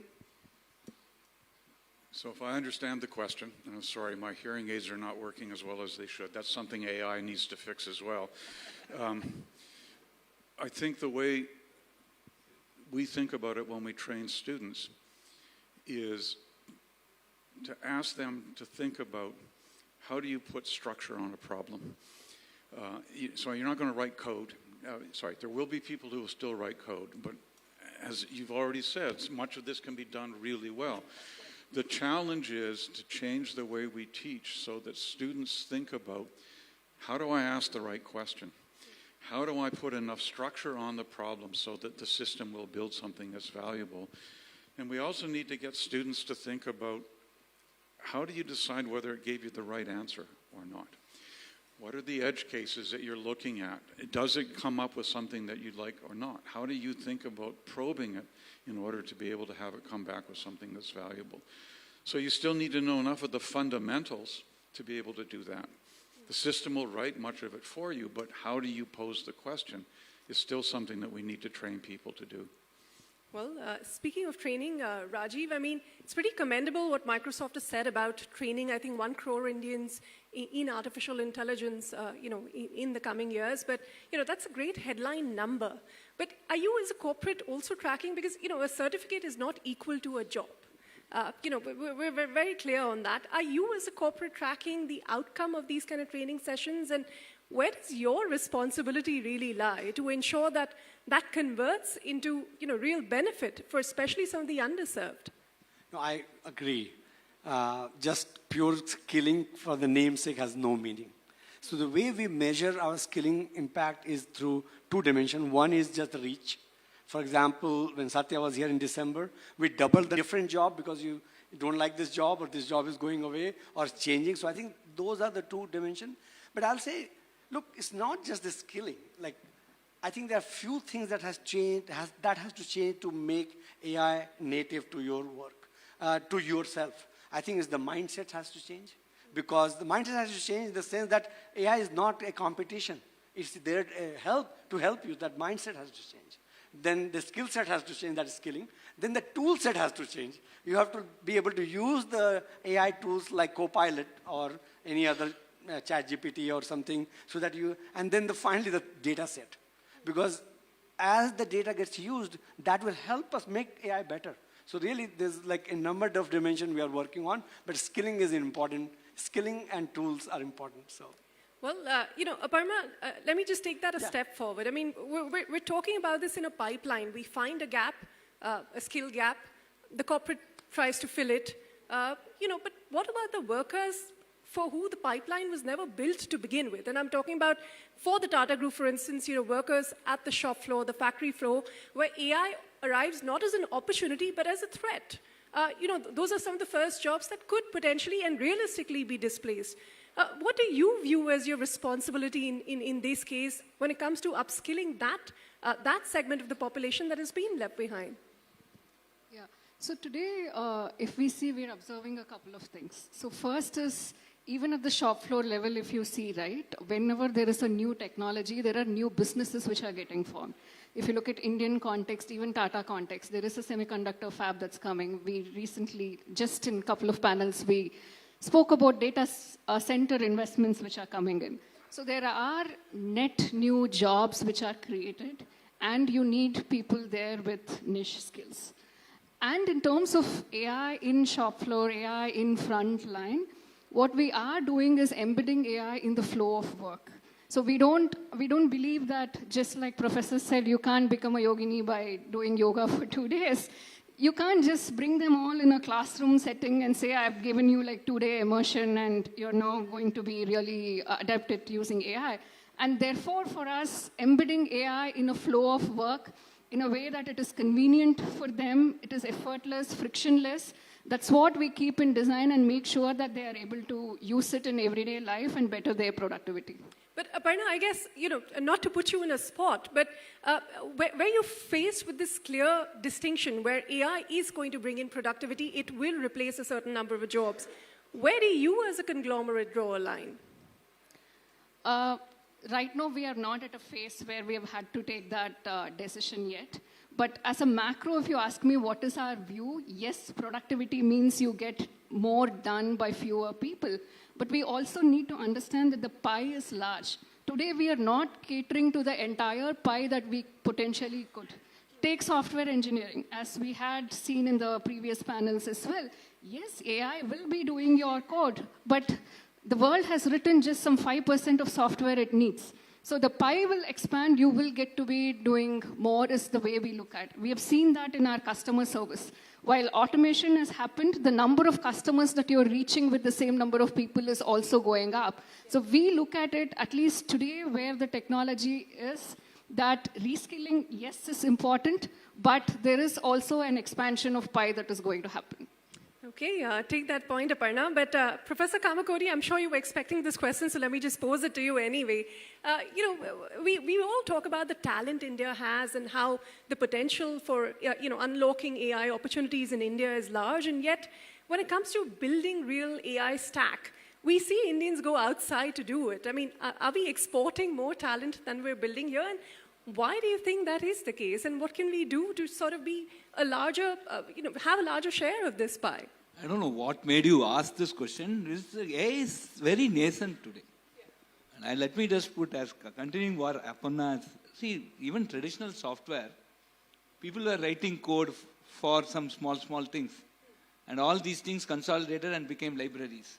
So at some point of time, just integrate all the libraries and build a good software. So the talent actually shifted from writing small blocks of code to integrating existing functions. This is the way the entire software engineering stack has grown. Now, see, we are now developing sovereign models. So Sarvam and Bharatjan, it's only a matter of time it will get. And I also believe in one thing, right? In our scriptures, we have only 8 minutes, huh? Okay, in our scriptures, you can extend, no? We're last session, right? Yeah. And all are sitting, nobody's one. Okay. We have 8 minutes by the clock. 8 minutes. Okay, so the main thing is, in our scriptures, there are 64 expertises. In Tamil, we say, how many Tamilians are here? Can you put your hands up? I'm just doing evening management here, so I just want to find out. 64, 64 Kalai, we call 64 expertise. If one fellow is expert in one, right, we call him, professional. 2 means we call him Medhavi. 3 means he said God incarnate. Now, why should I make a language model which is great in all 64? So, as a country, we are now looking at domain-specific LLMs. We'll do one for legal, one for medical, one for this, one for physics. Before Anthropic does it. Huh? Before Anthropic does it, hopefully. No, we can do. Anybody can do it, and all of us can do. And we'll have our own models there, how we teach. Okay, one for CBSE, one for state board, everything, we can do this. And that doesn't require some great hardware. It can become energy efficient. We are also working on certain ways. So in AI, there are 2 things. One to train, another to ask questions. That's called inferencing. For inferencing, do you have an era after GPUs? Is one thing that we are also looking. And friend, please note that if we start doing research with limited resources, we get optimal solutions. If we ever have plenty of power, plenty of energy, plenty of things, and we'll get suboptimal results. We may solve the problem, probably solve it faster, but that solution will not be optimal. India as a country, I believe, specifically in AI, the way the things are going, I'm personally working very closely with Sarvam and Bharatjan. We will have our own sovereign models, which will be energy efficient, which will suit our need, because energy is a very big need today. I'm told, I don't have a direct experience, but a lot of data centers are being set up, but they are not still powered up because of lack of energy. So all these things, India as a country, I have to give farmer power to get grains. What will you do with AI if you don't have food?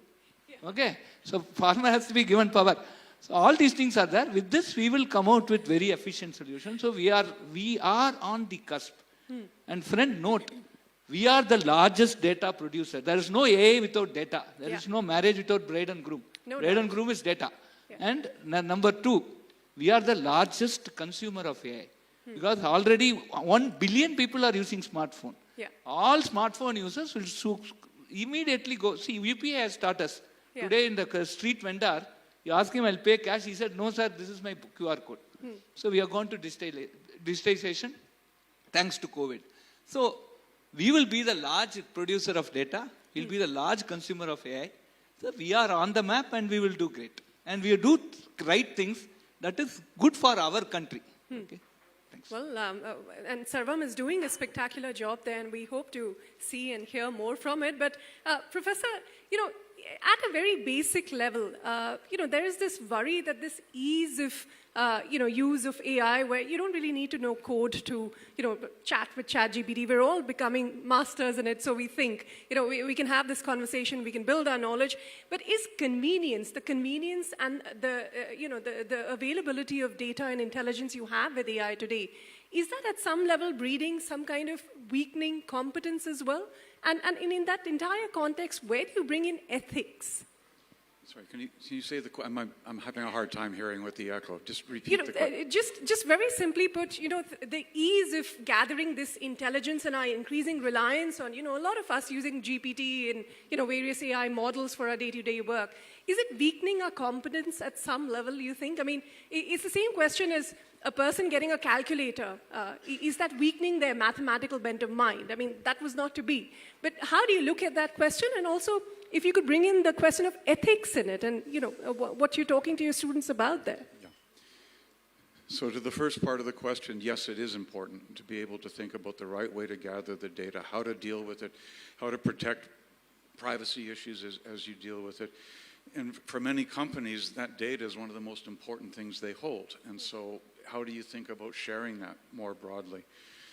The ethics question, if I can, I think is a great question. And one of the things we're often asked is, should we require students to take a class in ethics? And my answer is no, because what you should do is embed ethics in every class. So if you're teaching a fundamental programming class, you don't want students to think, oh, this is not an ethics question. You want them to think, what are the ethical issues? If I may, a very quick example. One of the largest classes at MIT, not surprisingly, is an introduction to machine learning. It's a nice, small, intimate class of 600 students. The faculty member who teaches it, in every problem set in that class, besides asking programming questions and data questions, asks at least one ethical question. And more importantly, in every lecture, she will integrate 5 or 8 minutes of an ethical question. So you've just seen a technique, by the way it's used in face recognition. How do you think about the use of that? You've just seen this technique is used in autonomous vehicles. So I think that embedding ethics into the education should be embedded and not separate. It shouldn't be a box you check off. It should be something you see in everything that you do. Professor, would you want to add on to that and how we're embedding ethics? We are thinking very alike. I really wanted to add. So, okay. Thank you. See, there was one database in early 2000. The code was developed and it was deployed in several very big places. Somewhere somebody saw the code and they found out that if you have the username as politically and password as correct, you enter username as politically, password as correct, you get super admin permission to this. Okay? This was found out. It's a documented thing. Okay? Now, how did this happen? Because that fellow did not have ethics. One employee there did this as a backdoor, went out and basically started hacking database. So ethics is something that we have to build. So all systems are mathematical. How many people have studied discrete mathematics here? I'll not ask questions, but can you put your hands up? Oh, wow.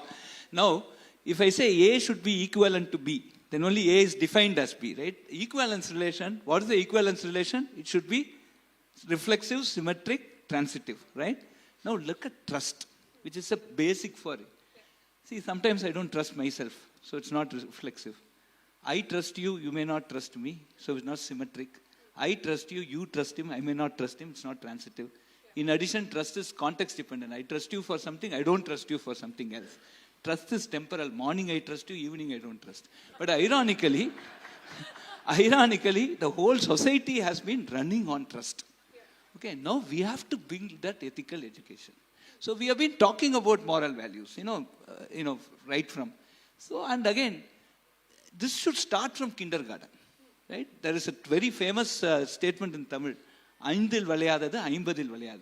Till 49 years, 364 days, you get up at 8 o'clock in the morning. 50th birthday, I want you to get up at 5 o'clock. You cannot. That's what it means. So this ethics has to be built. So slowly we are coming to this, the way of education that existed before. And my request, that was CNN, you're going to put this, right? So all the parents, please don't talk about power, fame, money to your children. Talk about ethics, talk about patriotism. That's how we can have next generation AI engineers for Viksit Bharat 2047. Thank you. Well, since we're almost out of time, quickly from Aparna and Rajiv, you, in a sentence, and we trust you to answer truthfully, do you think in future AI will create more jobs than it displaces, and why? Very briefly. Rajiv, starting with you. I will say AI will create more value in the world. World will be a better place. Every technology, I've been working for 34 years, and every technology has made it better. I agree with, in 1990s, when PCs came to bank, I remember that day, they were saying the teller's job will go away. Now we have 10 times more tellers than bank tellers than that time. I think AI will create more value. There will be more jobs. The jobs will be so different that we can't imagine right now. Aparna. Completely echo. I'm an AI optimist. I do think it's going to create new jobs. The roles that we see could be different from what we are envisaging today, but it is going to be net new, and I don't believe our children are going to be sitting at home without work. Well, on that very positive note, thank you very much, Aparna, Rajiv, and professors, both of you, for sharing your thoughts so candidly. And thank you all for being such a wonderful audience. Thank you.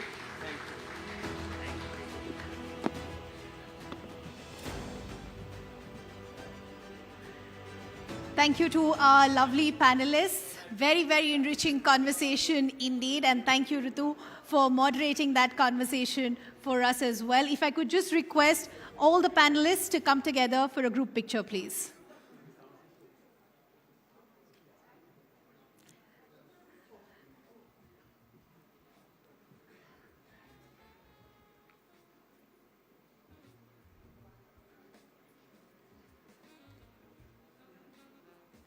Thank you so much once again. Ladies and gentlemen, with that, we come to the end of Tata AI Conclave powered by CNBC-TV18. One thing is very, very clear. India's AI moment has truly arrived. From infrastructure to innovation, from leadership to talent. Today's conversations have highlighted both the scale of opportunity and the responsibility that comes with it. What is also clear is the road ahead will require deep collaboration across industry, government, academia, and global partners. And platforms like this, in fact, will play a very crucial role in shaping that shared vision. On behalf of the Tata Group, TCS, and CNBC-TV18, I'd like to thank all our distinguished speakers, the lovely audience for taking out the time and being a part of this important dialogue. Once again, thank you so much for taking out the time and joining us. Please do join us for high tea. Have a great evening.